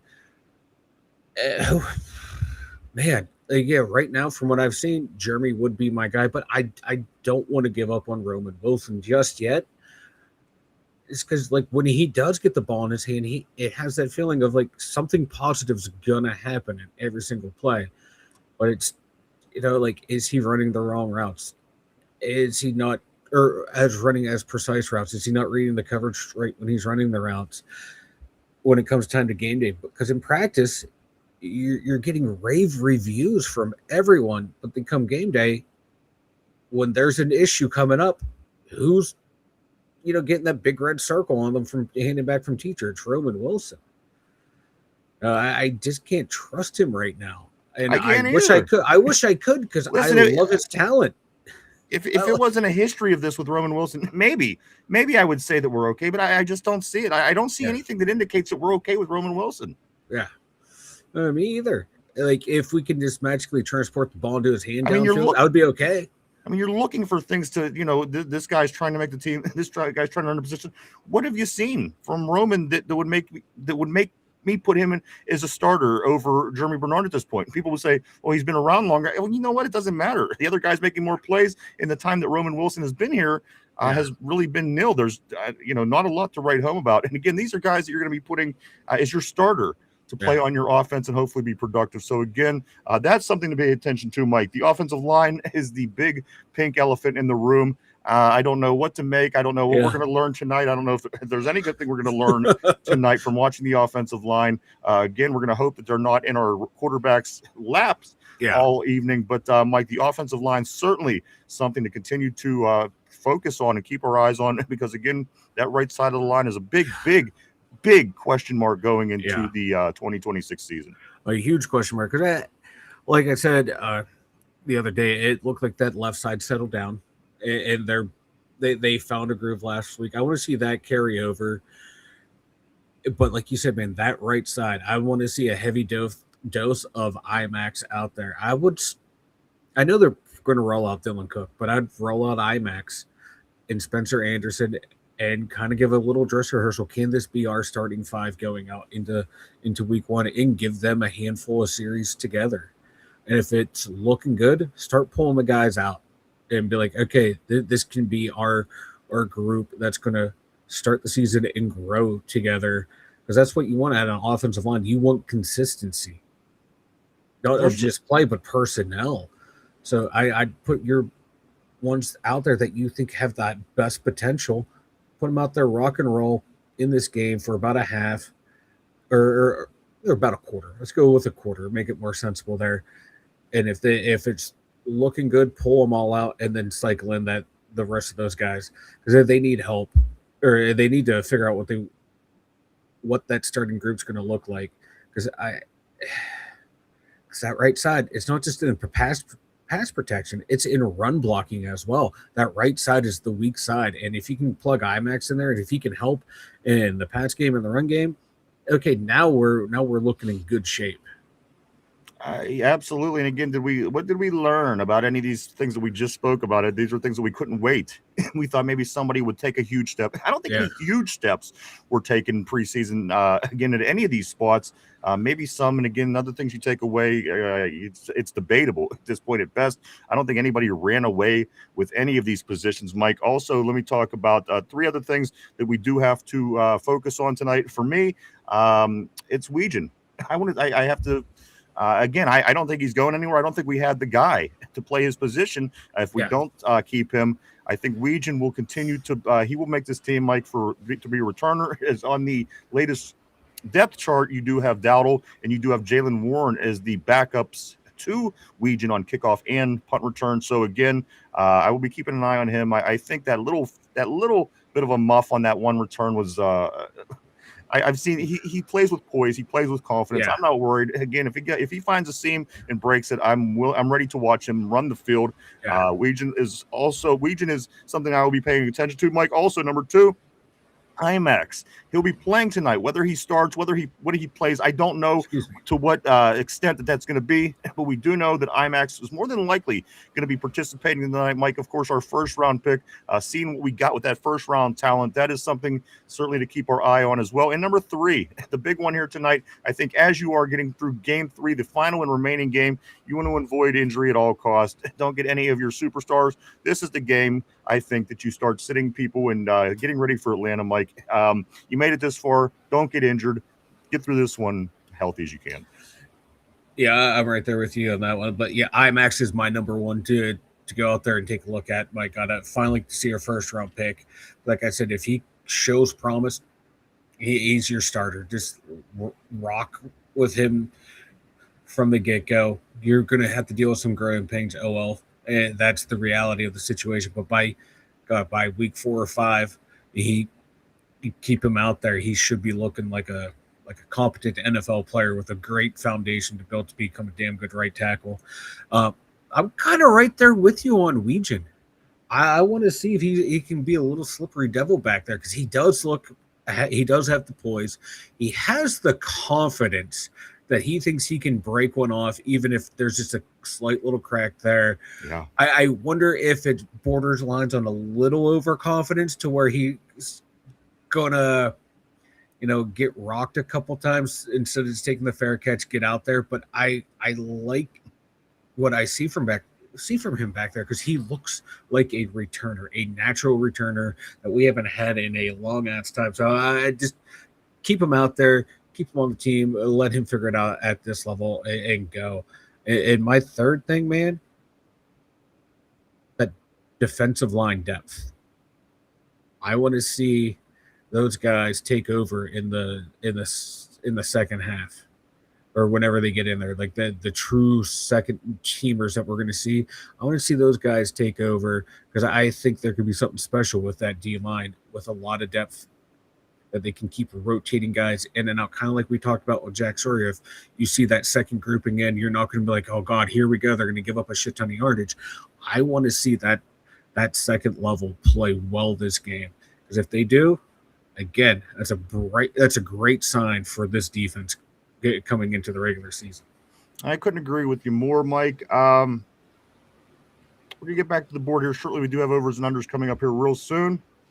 A few more things we got going on here. I'm going to slide back to that offensive line here for a couple minutes, Mike. Again, your buddy Trey Essex, you've been known to go head-to-head with him on Twitter. Mike, I don't think that you would disagree with him on this, where he talks about, of course, a position of interest, the right tackle. He says Dylan Cook is a little too soft, Mike. Dylan Cook a little too soft, as we continue to try to figure out what we're going to do at right tackle. Is it going to be Dylan? Is it going to be Broderick? Is it going to be, of course, the rookie IMAX? Mike, Dylan's a little too soft, according to Trey Essex, and we don't have many great options unless IMAX can pick it up really fast. And IMAX is, from what I've read from his first ever college coach, was anything but soft, because this man, like he never played football until he got to, I think, like JUCO, and they had to tell him, like, no, you can't just go and run every person over that you see. He has that mentality of, I want to beat everyone that's out there and dominate everyone out there. So he is the exact opposite of soft. And if he can show that he belongs to the NFL level, he can be a nasty mean streak on that offensive line. And that's why I say, put him out there. Let's see what we got with him. I want to watch this kid play. His college tape, it excites you, because he is the opposite of soft. I'm going to actually scroll down a little bit, guys. Again, we appreciate all your messages. We do like to read them all. You know that. On game day, sometimes it is difficult. They come in more high volume, so I'm going to scoot down a little bit. I'm going to try to get closer to where the conversation is relevant to what we're saying. But again, thank you for everything. I do go through all the messages and read them all. There's not ever a day that I don't. So let me scoot down just a hair. We're going to get back to some messages here. And we also, again, have overs and unders. A couple more topics here, Mike, as the Steelers do play. Let's see, 3, 6, 7, about 4.5 hours. The Steelers will be back at it against the Buffalo Bills in Western New York. No Josh Allen. We do know that, Mike. We won't see Josh tonight. A few other players you will see that does start. But, again, this is week 3. Nobody's trying to get injured at this point. Let's just get to the regular season. Let's get to this 2 weeks, get people healthy, start getting ready for game 1. And I'm right there for it. So let's jump back on the board right here. Let's go right to where Yinzer Joe was saying he'll keep 4 quarterbacks. I think Will is out, is what he was saying. Let's go down a little bit here to Yinzer Joe. Yinzer Joe says this: they needed to start Drew for the first half and Will for the second. Sommer says, I haven't seen anything on who's starting, LOL. Lindsay says this: yeah, Tyrone is, yes, he is Tyrone on the bench. Cody says, yeah, Yinzer Joe wants Spencer Anderson to start at quarterback. Lindsay says, Drew is my favorite QB now. Cody says, nah, don't start Drew. Tyrone says, I meant TJ will bounce back this year. 15 sacks. 15 sacks would be lovely. Let's go to Squeege. He says, hit the like, or you're as bad as Trader. Thank you, of course, Squeege. Thank you, my man. Always helping out with the support. I don't even know if Tater is in the house. I did see somebody say, where is Tater today? I don't think I've seen him peek in, but there you go. Let's continue right here to Lindsay. Tyrone, he says, wait, are you trolling? You really like Drew Aller, Lindsay? And Lindsay says, yep, I do. Ty says, what changed? What changed? I'm curious to hear that as well. Let's go to Corey. Don't drink that. Still for who? I didn't see him until I was 19 after that. I'm not sure what that's referring back to, unfortunately. Squeege TV says that Lindsay, I was iffy about it when we drafted him, but he's become my favorite backup. A favorite of backups. I'm sorry. Steel Loyal says she saw an edit dude Drew Aller comparing him to Morgan Wallen. That's why she likes Drew. He's a good-looking kid. That doesn't surprise me. Let's go down here to Tyrone, or you just like me and hoping we get our franchise quarterback, and that's ultimately it for me as well. I just want a franchise quarterback so we could kind of get back to doing what it is we do.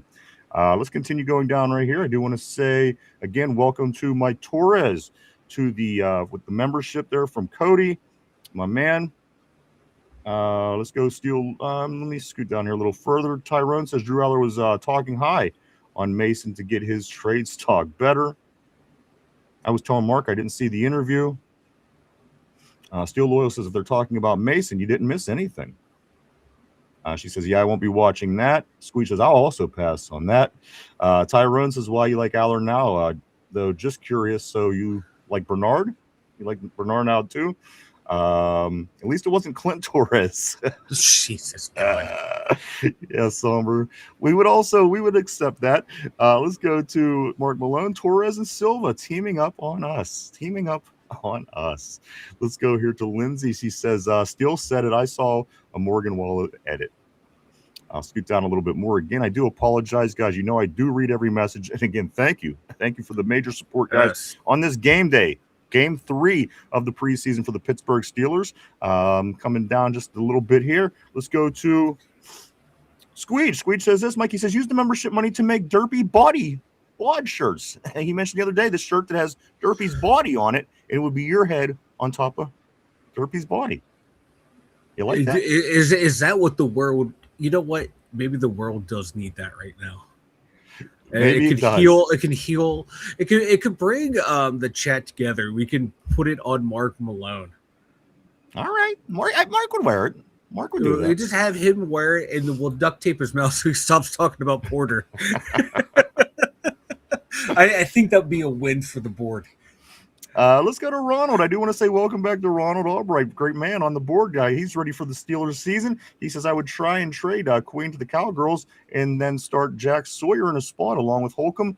I would be happy because whoever said that Jack Sawyer is overrated clearly knows nothing. Let's go here to Lindsay. She says, I'd buy a naked Derpy shirt. Yeah, shit, I would too.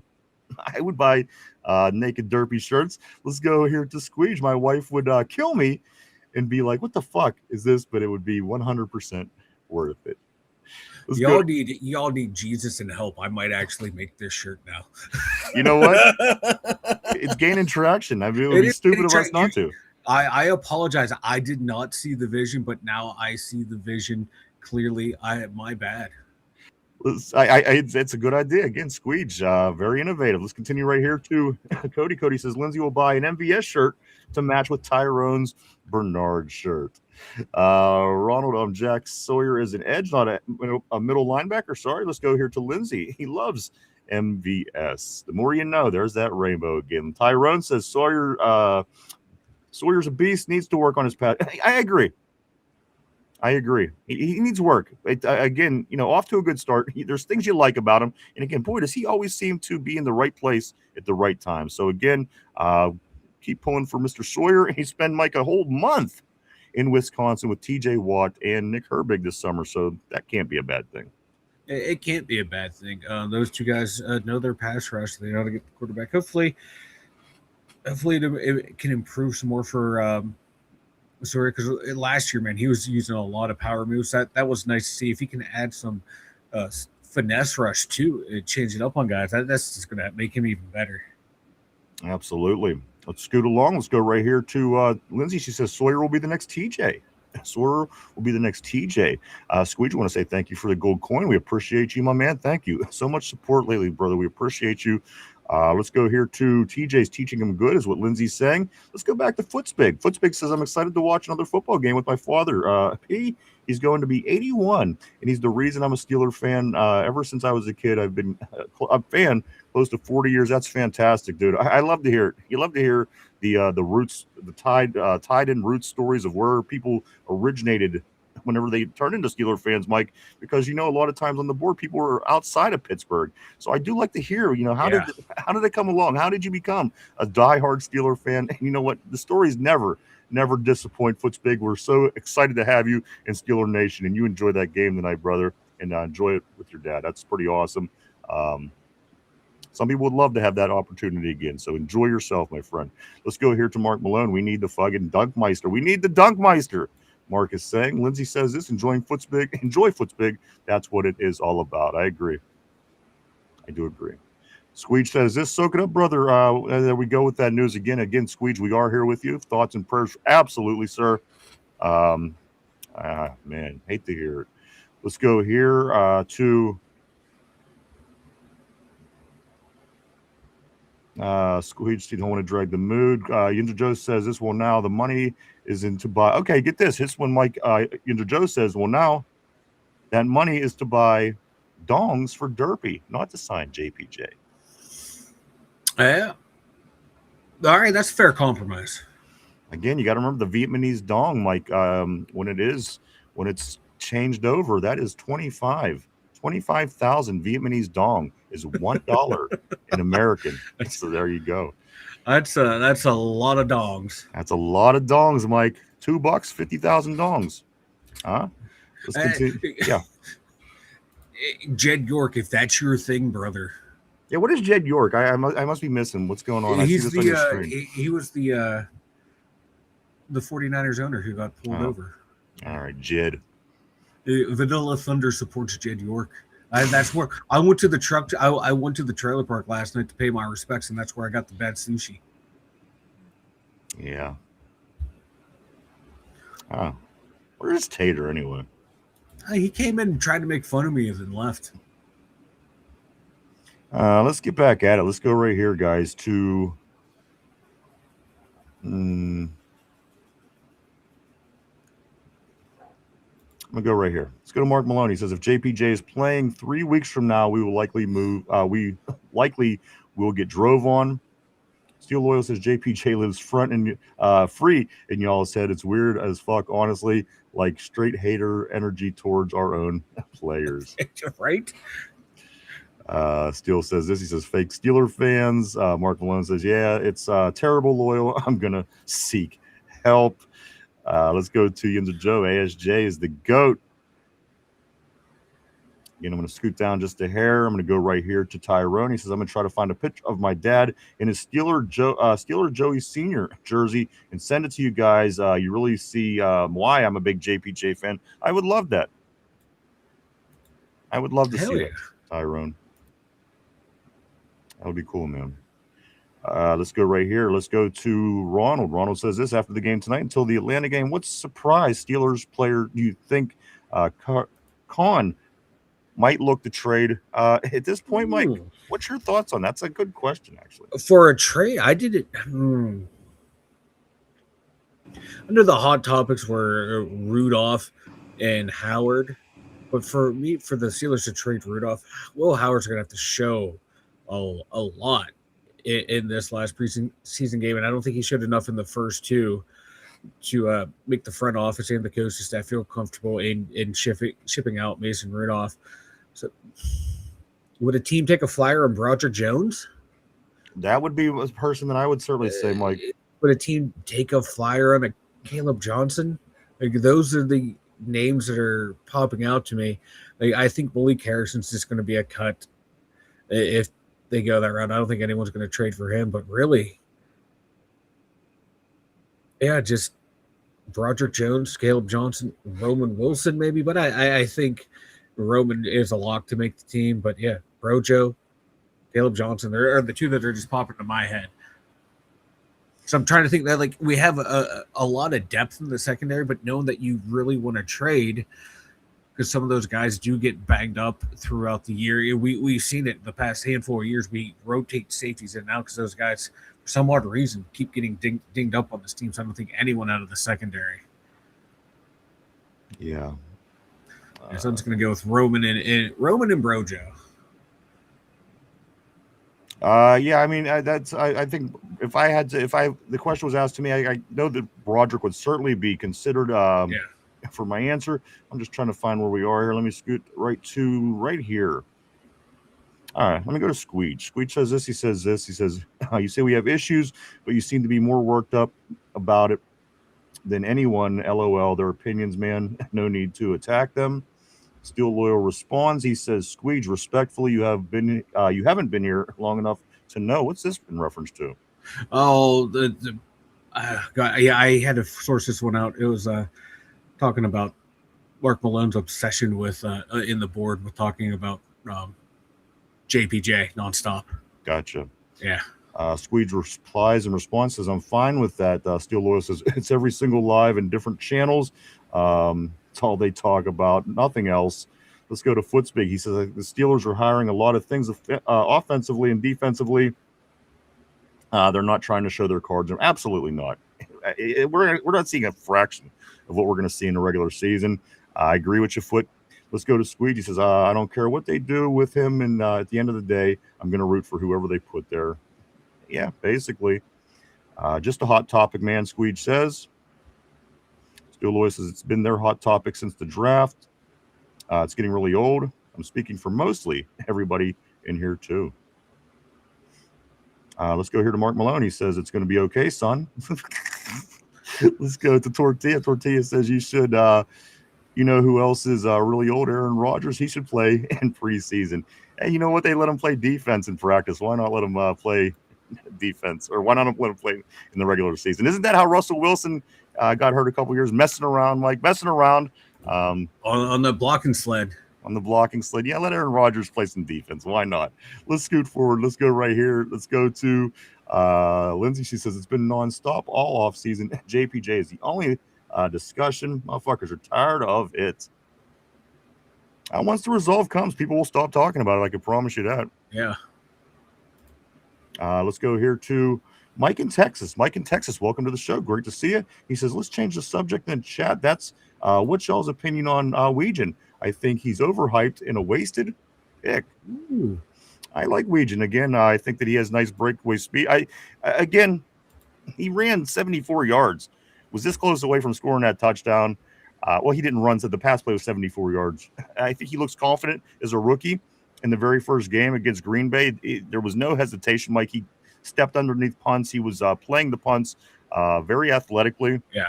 Again, I think if this guy could find a crease, he could take it a long way. And I think Lindsay, somewhere on the board, says she thinks that we will see it this year. I do think we will see it as well. I think if he finds a good crease, Mike, I think Weegan could be gone. I don't hate it. Again, third-round pick. I don't think he's going anywhere. He will be on the team after Sunday night. Yeah, I think he makes the team.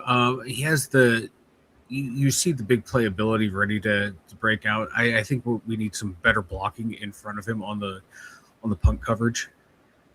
It just, just give him a half second more. And I think we're going to see some gains out of there. But he does like some of that ball security that happened there. But some of that stuff, that's coachable stuff that can be fixed. I don't even think it was a problem. I think that the ball just kind of bounced. Listen, we'll continue to watch him, like, and if that's a consistent issue, that's one thing. Yeah. But again, that's football. Any given moment, a ball could bounce off your fingertips, and he recovered it right back. So again, I don't see any issues for a rookie. If that's the biggest problem we have to complain about, I'm okay with that. Yeah. Again, because this guy is expected to return punts and kicks consistently. So again, I like him. Again, I don't hate him. I don't have a reason to dislike him at this point. Let's continue on the board, though. I do want to say that was a good comment, though. Thank you for Mike in Texas. Steel Loyal says, "Mark Malone, you're not going to be okay when JPJ signs. Your whole personality will be gone." Tyrone says this. He says, "Very much for real, ready to get this shit done." Somber says this. "Both Jeremy and Roman were open several times in both games. LOL. The quarterbacks just aren't seeing them, or they don't have enough time." That sounds more like it. Well, it could be a little bit of both. You're right. Let's go here. He says, "They'll be fine." Mark Malone, it'll be terrible. Let's go to the Roman will be all right, is what he's saying. Also, Steel Loyal says, "Laugh my ass off, Mark, trying to talk about other players now that I called him out." Mike in Texas says this. "Is that the cousin of Build-A-Bear? Is that the cousin of Build-A-Bear?" Let's go here to Lindsay. "Mark Mason is my hero. Tell him I am so grateful."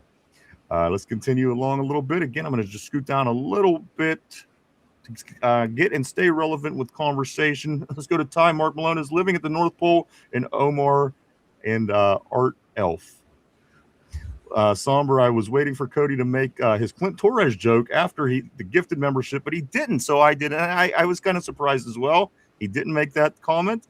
Cody says, "Haha, I know I annoy the fuck out of you with that joke every draft." Let's go here. Tater's cleaning his couch. Tater is cleaning his couch. Squeeze says Tater's traitor now, and you know what? I like that. We'll have to keep that in mind. He can be traitor. I keep forgetting that he is traitor. He's traitor. I do too. Let's go to Bingo. Bingo Winchester, my man. Always great seeing you in the house. He says Mason, Roman, Broderick Jones for a fourth and a bucket of chicken. JoJo's two. I'll take the chicken. Great seeing you, Bingo. I know you're ready for the big game tonight. Let's go to yes, and Ronald. This is true. The third death did happen, Mike, and we didn't get a chance. Of course, Tim Curry was the third because the second, of course, Dolly Parton, and then last week that young lady. So that makes it three. Yeah.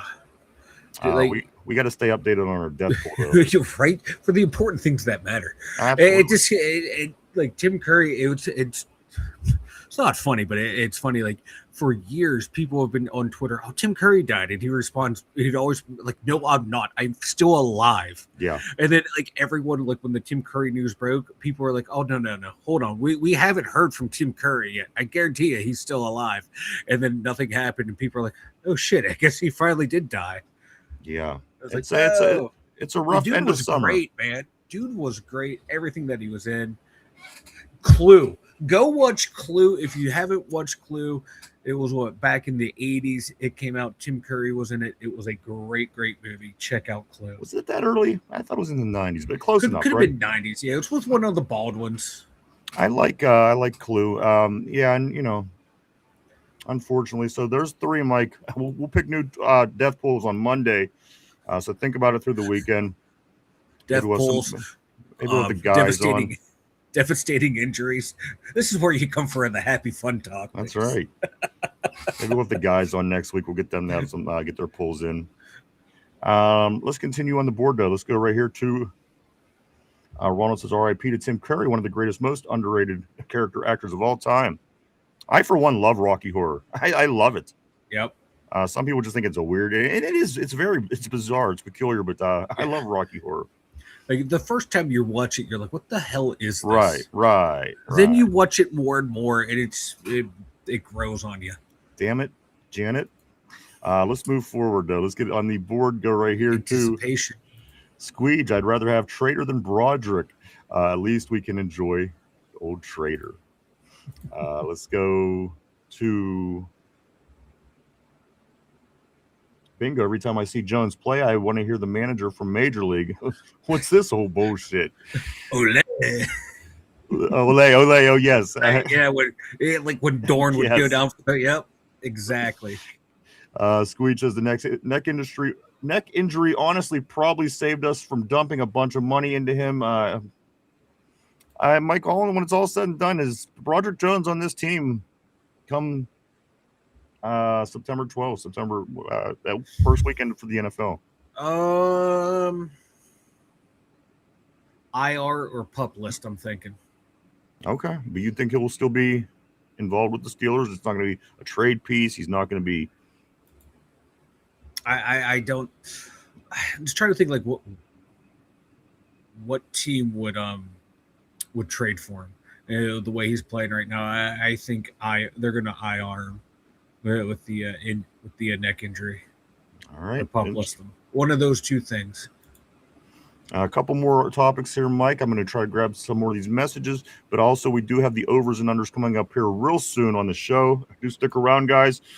Just back to an off-the-topic situation. Does anybody, Somber, you did bring up this yesterday, and I want to know the detail. I didn't look into it at all, but what's going on with the Jets all of a sudden talking about getting Mike Tomlin, getting Lamar Jackson? What did I miss with this one, Mike?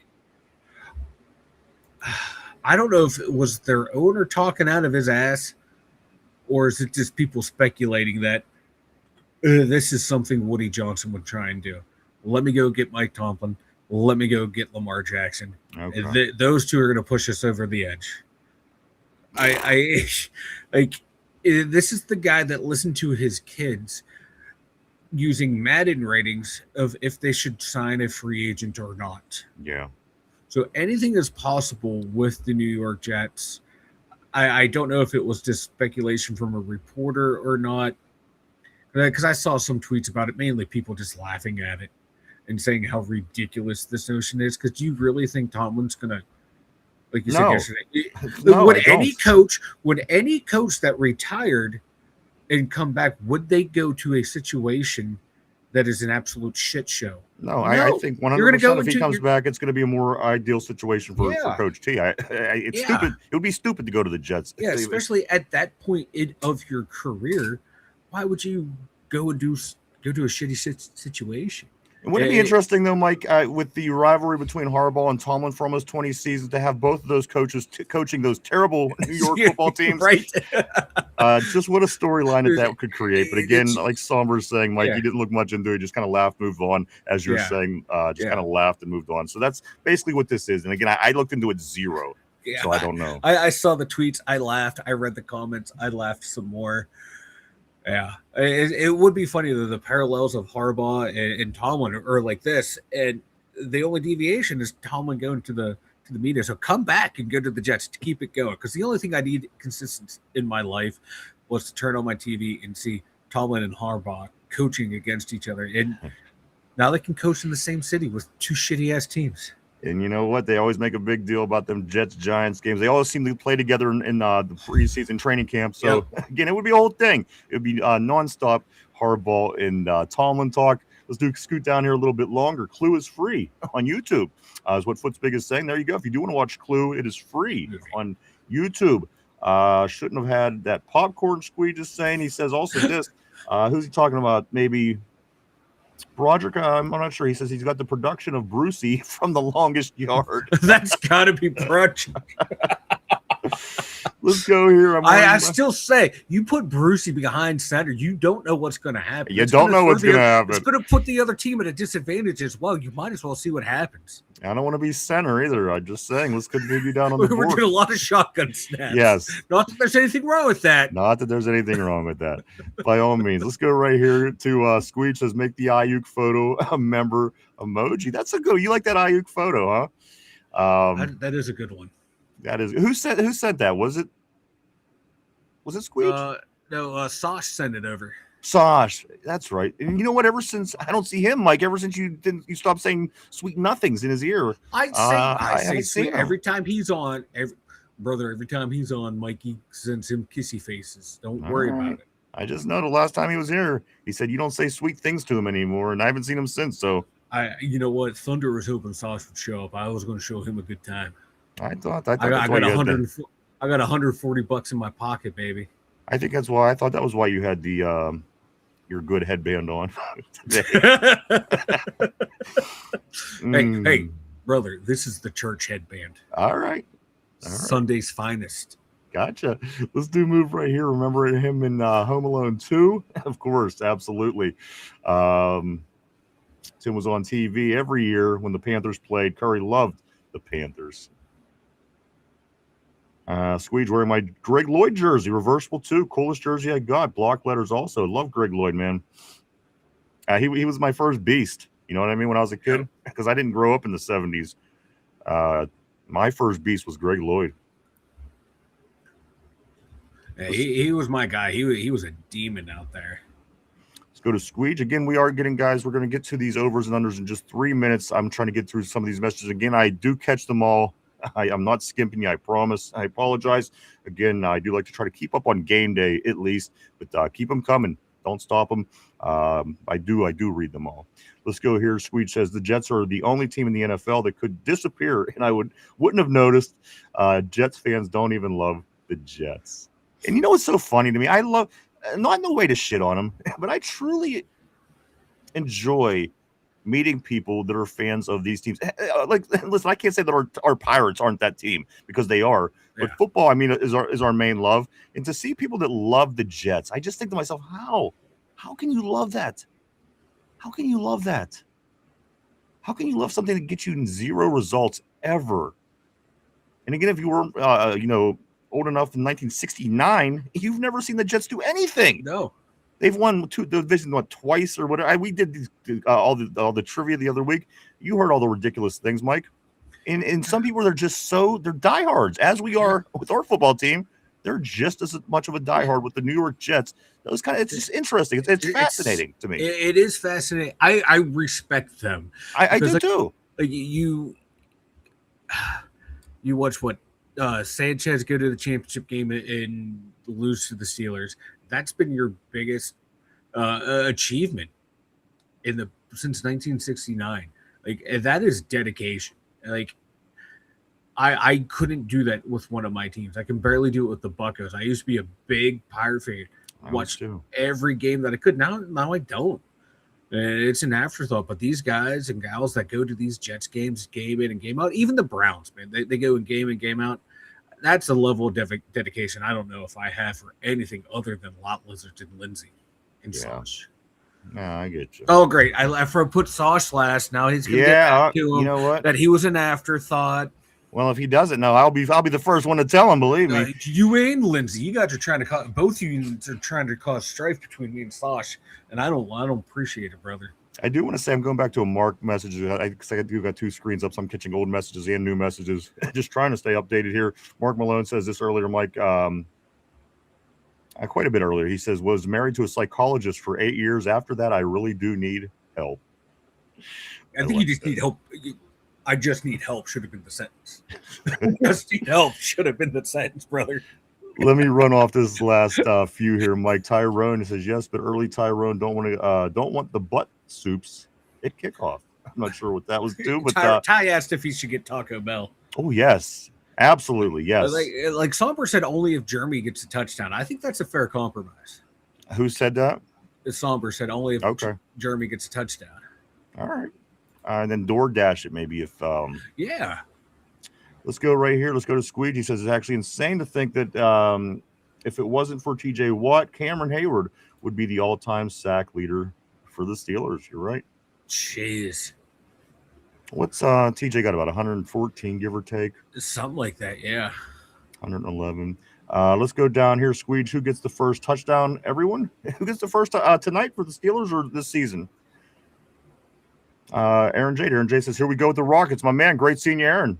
Brother, great seeing you in the house today. I know you're ready for the big game. And I do want to say welcome to Steve. I see Steve Stroud as well. Welcome in through the door again. Welcome, guys. It is game day. We do got the Buffalo Bills tonight for the third and final preseason game for the Steelers. Let's go here to Tortilla. He says rooting for the Jets is like dating a torta who cannot cook.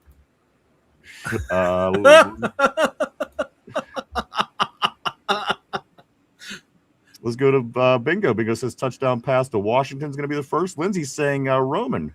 Roman is going to be the first touchdown for the Steelers. Let's go here. Ronald says, I hope McCarthy doesn't waste any time on Caleb Johnson. The dude is a lost cause. Again, welcome Steven. Tyrone, okay. Deal Somber. That was with the Taco Bell.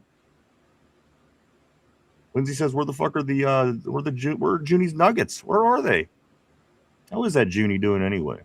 And then finally, there we go. Aaron says Vanilla Thunder rules. Yes, I do. Thank you, Aaron Jade. You rule too, brother. And Lindsay says this. He used to Aaron, but now I don't know. Guys, let's get in. Yeah, go ahead, Mike. I'm trying to figure out why I don't rule anymore, Lindsay. Why you don't rule anymore? Oh. She said. Oh, you're wondering? She said I thought I was better than that at some point. Why? Because I got $140. Vanilla Thunder supports the working class. What the hell are you talking about? I don't know. I'm just trying to figure out what I did to make Lindsay mad at me. Got to get her back on team. We don't have enough time to go through all. I don't have enough time for that. I'm sorry, brother. Let's grab a couple more because she wasn't first. Duh. Oh, she's always. It's kind of like trivia. She always wins. She's always first. All right. I thought so. I don't know what you're talking about, but that was my assumption. Let's get back to this board, and we are getting into these overs and unders. Tyrone, it's Thursday, Lindsay, not Friday. Steven says this, so DK's reconstruction paves the way. It's a move that certainly could certainly it's the word I'm trying to say. It could certainly play a part. Absolutely. Yeah. They had to clear up cap space for some not other players, but like guys that are going to be on injured reserve, injury settlements, signings throughout the season, the practice squad, and there's still money left over too if they need to bump up JPJ's salary this year, there's still cap space available with that.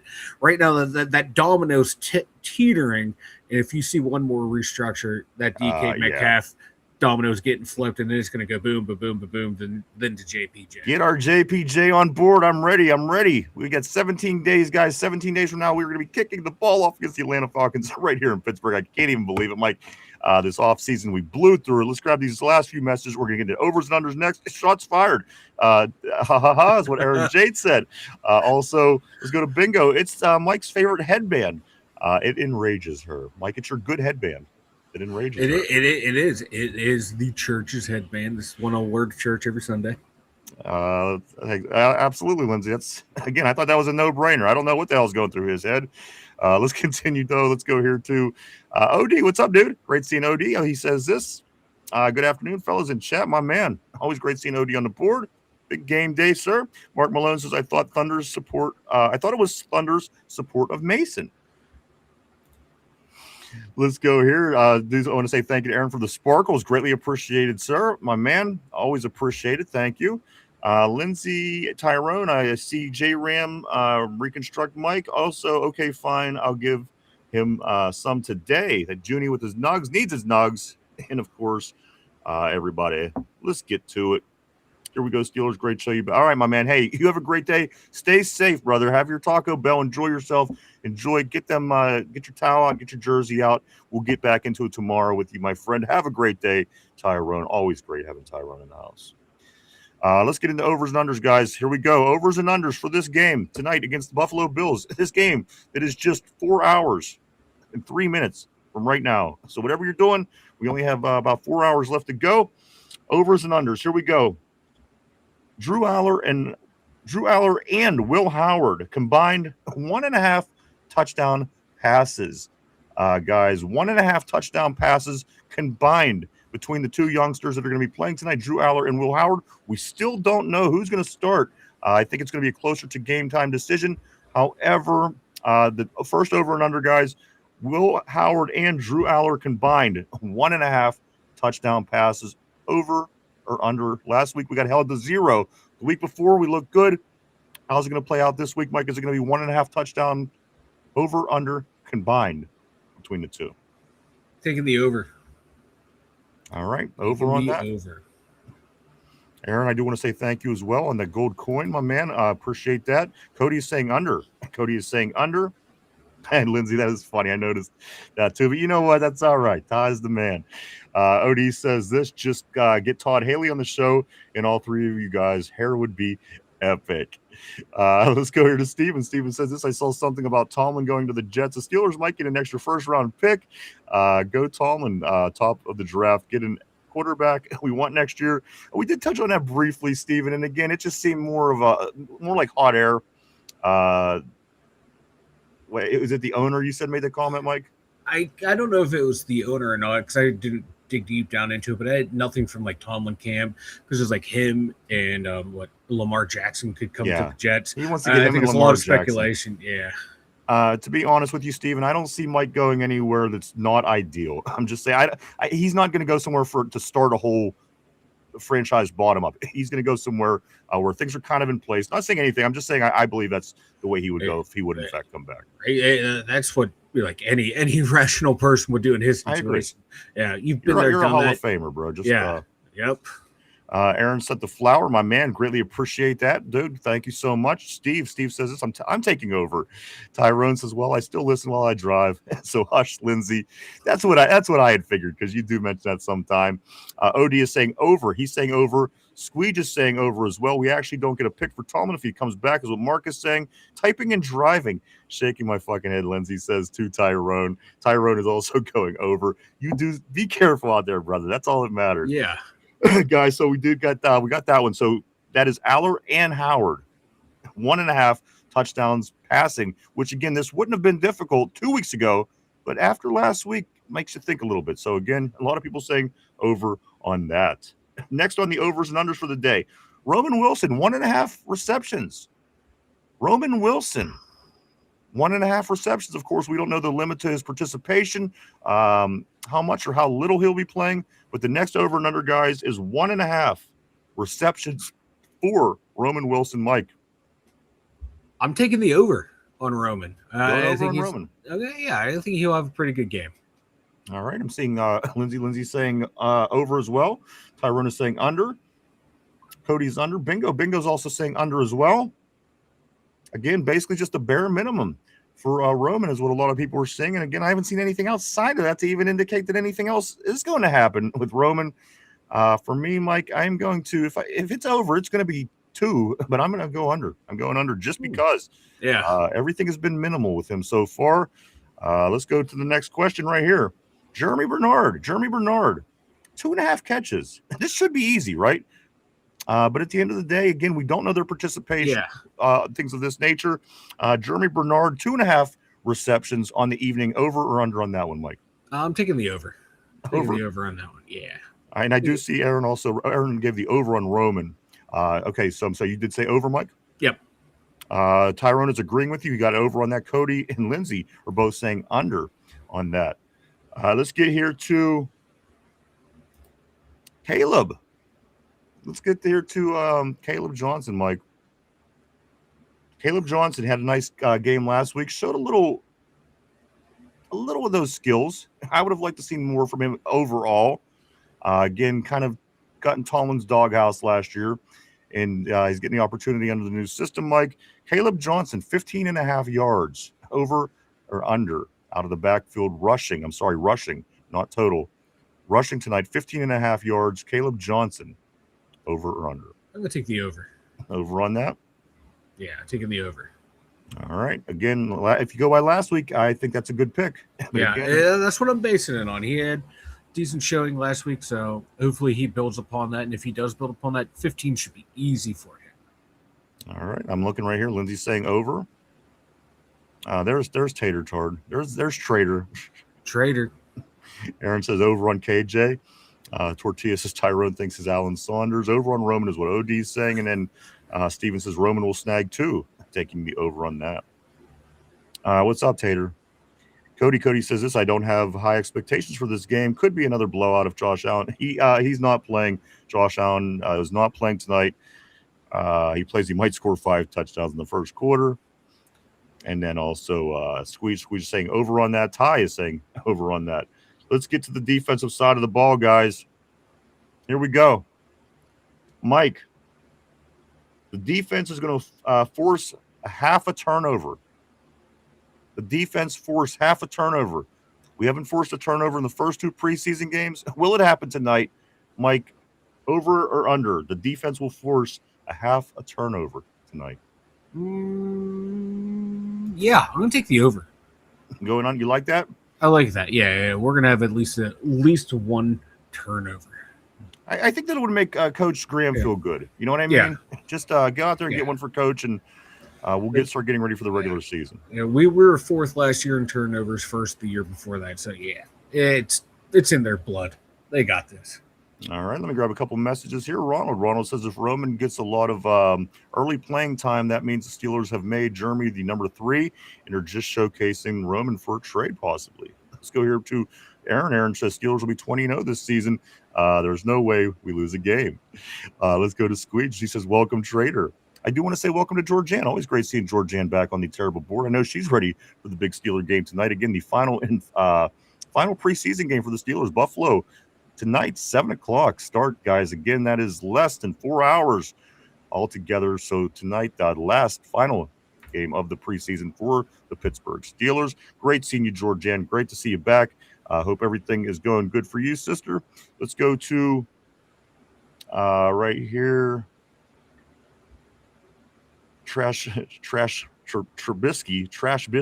the quarterback in Buffalo. I think would he be the quarterback tonight? Is he?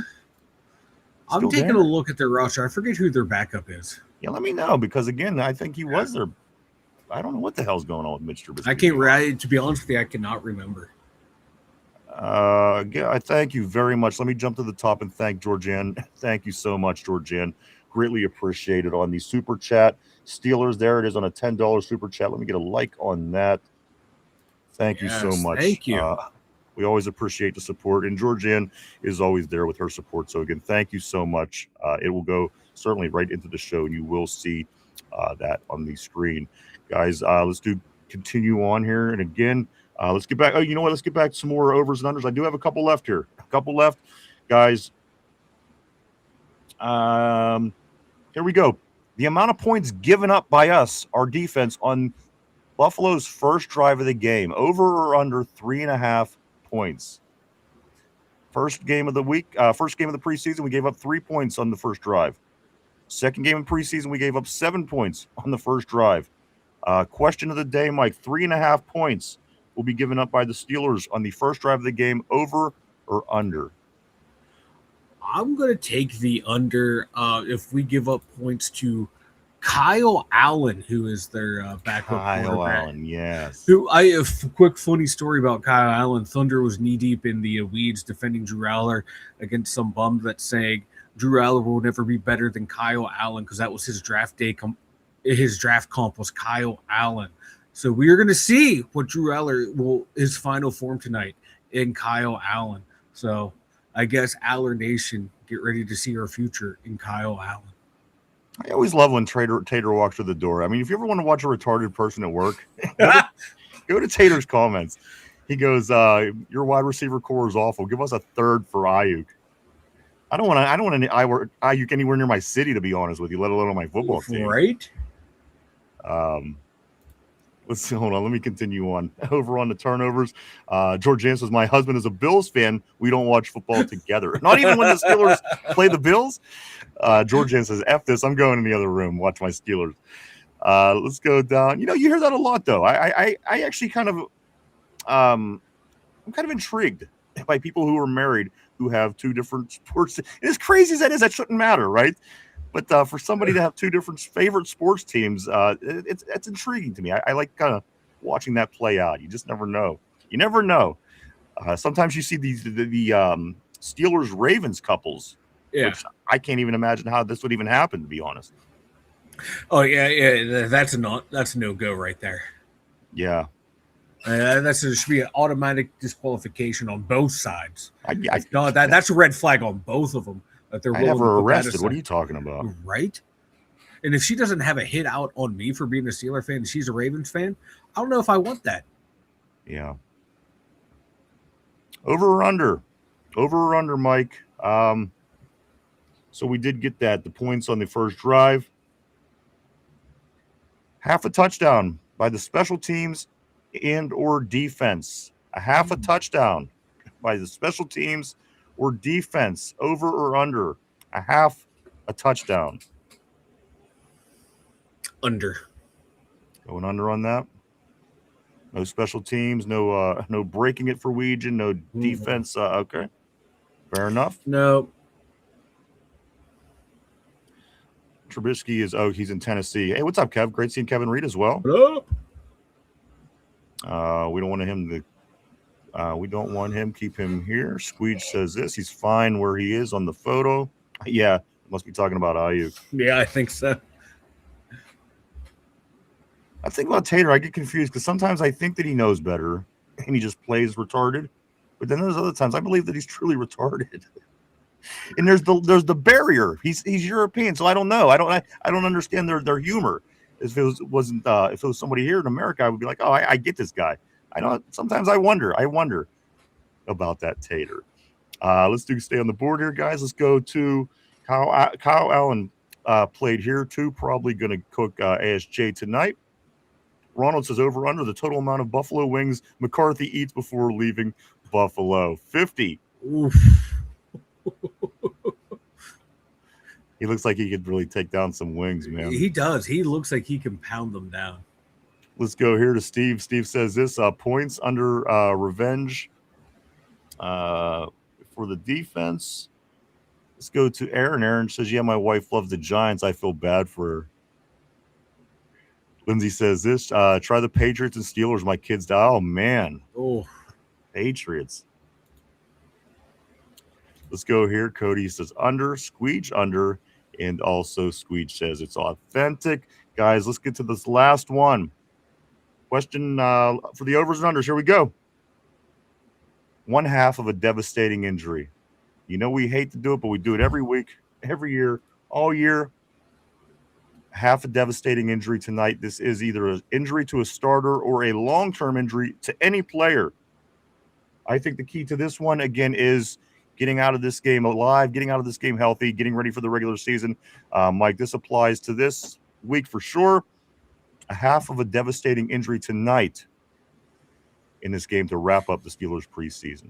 A half a devastating injury. Under. We get in, we get out.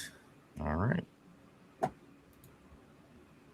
All right. There you go. I hope you're right, as I always do. But you know how it goes. Mike, there's been so many injuries as of the past few years, whether it be soft tissue injuries, whether it be serious injuries. So it's something that we have to keep. I acknowledge people don't love it, picking devastating injuries, Mike. But there you go. Over or under one half of a devastating injury, again, to any starter or long-term to any player. Mike is going under. And Lindsay, she hates that question. But there you go, Mike. Why don't you go ahead and tell everybody about the website? The2dumbyinjures.com. Check it out, everyone. We got articles over there. We got all of our links to all of our social media for Ryan and I over there. And if that's your sort of thing, check out the merch store. I'm going to try and see if I can figure out how to get a full body derpy shirt from you sick bastards. I'm going to work on it all weekend, see what I can come up with. You freaks want it. You freaks will get it. So keep an eye out at the2dumbyinjures.com. All right, there you go. If you are a fan of Derpy's Rack, we're going to continue to make that possible for you guys. Mike is going to continue to work on the naked. It's going to be a naked Derpy, like no shirt on, right? It's going to be his upper body. It's going to be his upper body. I'll see what I can. See what I can do. It's going to be a big shirt. But there you go, guys. Again, go check out the website, www.the2dumbyinjures.com. Lots of cool things over there. As Mike said, him and the guys do a lot of work. It is a beautiful website as well. Go check it out today, www.the2dumbyinjures.com. That's www.the2dumbyinjures.com. Time to get into the trivia question of the day, guys. Trivia question. This is the last Buffalo Bills trivia question for the season, of course, unless we face them in the playoffs. Put on your thinking hats. Everyone on the board, Michael, everybody at home, this is the question of the day. In 13 preseason matchups versus the Bills, how many wins do the Steelers have versus the Bills in preseason? Okay, now listen, I'm going to give you a little bit of information. For whatever reason, the record on this only goes back to 1965. So I don't know whatever year the Bills started. This is facts. So the question is, in the 13 matchups in preseason games against the Steelers and Buffalo Bills, how many wins did the Steelers get? Again, very irrelevant. You wouldn't even know this had we not looked it up, because wins never counts, losses never count in preseason. So again, in 13 preseason matchups, this is since 1965. How many wins does the Steelers have against the Buffalo Bills in those preseason? This is a tough one. If you know it, awesome. We'll celebrate. If you have a guess, throw it out there. If you don't, throw up a guess anyway. Again, how many wins does the Steelers have against Buffalo in their 13 preseason matchups? Lindsay is saying 7. Lindsay says 7 wins. Footspig says 9. Take a minute to think that over. We're live 5 days a week right here, Monday through Friday, 11:30 a.m. to 3:30 p.m. every day right here on the Tube. On Tube. Again, the question of the day. The Steelers played the Buffalo Bills 13 times in preseason games since 1965. 13 times. How many of those 13 were Steeler wins? I'm seeing Footspig is saying 9 on the board. I'm seeing Squeege is saying got to put dongs for Derpy on the back.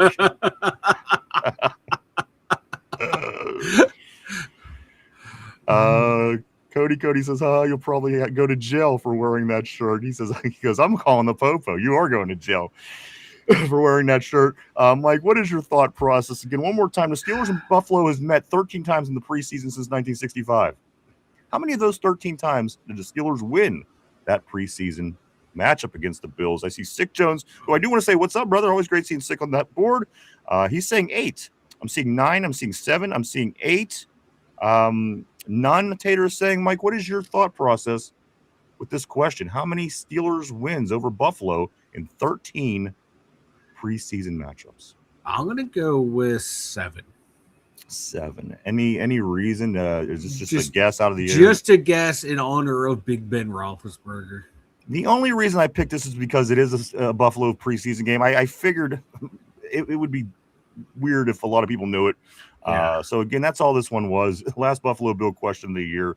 You're going 7, Mike. Lock you in there. Final answer? Final answer. Okay, locked you in on that. Final answer. Again, we'll take a look around. Tortilla says 21. Cody says, let's go. Squeak says, just get a see-through white wrinkled bed sheet and you're basically good. Cody says Seth Green. Seth Green is the answer. Roger Clemens. Squeak says this, you should also make a tater tots emoji with a bandana mask. Possibly. The traitor tot. The traitor tot. Squeak is saying, guys, question of the day. Here we go. Buffalo Bills and Pittsburgh Steelers met 13 times in preseason since 1965. The question is, how many times did the Steelers win this matchup over the Buffalo Bills? Mike says 7. I'm seeing some 8s, some 7s, some 6s. Kevin's saying 6 on the board, some 9s, some 9s. Also, again, Tortilla with 21. The answer, of course, to the question is the Pittsburgh Steelers beat the Buffalo Bills in 13 games. They beat them 9 times. They went 9-4 against Buffalo in preseason since 1965. 9-4. So, there you go. Great job, guys. Somebody did nail that. I think that it was Footsbig. Footsbig did get in. He actually put it up twice. Nice. He did. Footsbig, congratulations on that. That was the correct answer. It was 9. Lindsay is always right. So whatever anybody else says, you're wrong. And whatever Lindsay says, she is right. Don't forget it. Let's go here to Tortilla. 13 times. In that case, 21. Cody, I would buy a shirt that had a gangster demon clown with Finch's teeth. I love Cody's commitment to Finch's teeth. I just do. Like you know, I laugh about this off the air too, about Cody and Finch's. I love that. Wherever it came from, Cody always had interest in Finch's teeth. He does. He loves it. I don't get it. Oh, that's great. That is fantastic. Let's continue. Go down right here. Where are we? Footsbig says, I must confess I cheated. And hey, you know what? That's cool, man. Because here's the thing. Nobody knows that you did at that time. Yeah. There's a handful of different answers. Nobody knows that. But, hey, appreciate your honesty, man. Let's go to Squeak. Squeak says, I'm married. Let me tell you, women are never wrong. And I agree. I agree even if I disagree. Weird obsession. Finch's teeth. I love it. Let's see. So there you go, guys. Answer is 9 times. Steelers beat Buffalo 9 times since 1965. Hopefully, we'll turn this into 10. We'll turn it into 10-4 tonight. So there you go. Mike, Pittsburgh Pirates back at it tomorrow after taking the loss to the San Diego Padres. They go out and win the series 2-1. However, they lose. They lose game 3 last night in San Diego, 3-0 to the Padres. They travel to St. Louis to take on the Cardinals tomorrow for a 3-game set through the weekend. Game 1, 8:15 start. Again, we'll go the whole way through the weekend. Pirates are sitting at 65-70 with under 30 games left. Again, they did their purpose, Mike. As we say, they get us to football season, and they did well enough this year to do that. So, again, Pirates did their thing. They got us here. We'll do the rest. Pirates will now fade. They will now fade into oblivion, as they should, and they have been doing for many years. So, again, Buccos will be back at it tomorrow against the Cardinals at Busch Stadium in St. Louis, Missouri. That is an 8:15 start. Steelers back at it tonight.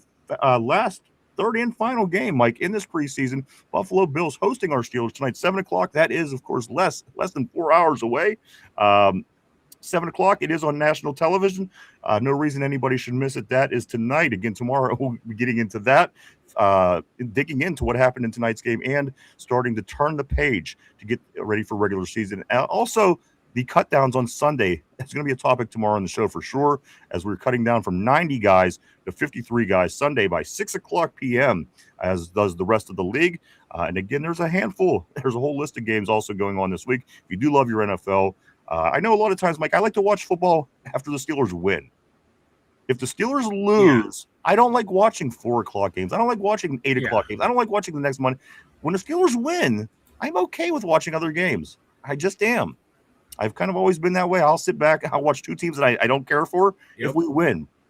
If we lose, I'm out. I'm going to go find something else to do. I don't want to sit around and think about other football teams if we don't win a football game. Because you see the score bug going across the bottom of the crawl, the Steelers, blah, blah, blah, so blah, blah, blah. Then you see all the stats of how shitty your team played, and it just makes the mood even worse. So I'm right there with you, brother. Let me just start right here. I want to grab a couple of these, Mike, real quick. Cody says teeth is the first thing when I meet anyone. If your teeth are jacked up, you were getting roasted the rest of your life. Tyrone says this, or Tortilla says this. I'm single, and let me tell you, I am always wide right. Lindsay says, Tortilla, I got to keep you in check too. What's big says this, Mike, 21-17 is his prediction. Lindsay says the entire GC is a hard job. Tortilla says, I'll take a check. Squeege is saying 19-10 is prediction. Cody's saying 28-0. Looks like in favor of Buffalo, perhaps. Footsbig says, I'm the same way. I hate 1 o'clock games. Leave me alone when we lose. I don't even want to think about other football games. But we win, I'll sit there and I'll watch every game the rest of the weekend. Squeege says this, another blowout would be brutal. At least Bob P and Charlie B aren't doing golf commentary for Pompiani and Charlie. Mike, that's a good question. What is your prediction for tonight? Give me a score. Give me a score, any score. 24-10 Pittsburgh.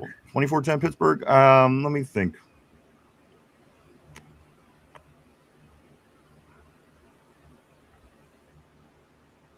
I'm going to say 20-13 Pittsburgh. But I don't know. Preseason is just it's impossible. It's hard to predict. It's impossible. Hopefully Bills have better announcers. It's all about the offensive line is what I do want to say what's up the sixth side. Sixth side, what's up? Welcome to the board. Welcome to the show. Welcome to the terrible board. Glad to see you here. He says it's all about the offensive line. It's all about the offensive line tonight. Yep. So I think that's about everything, guys. Again, we'll be back tomorrow at our regular time to dig into everything that we see tonight and everything we're going to have to get into moving ahead.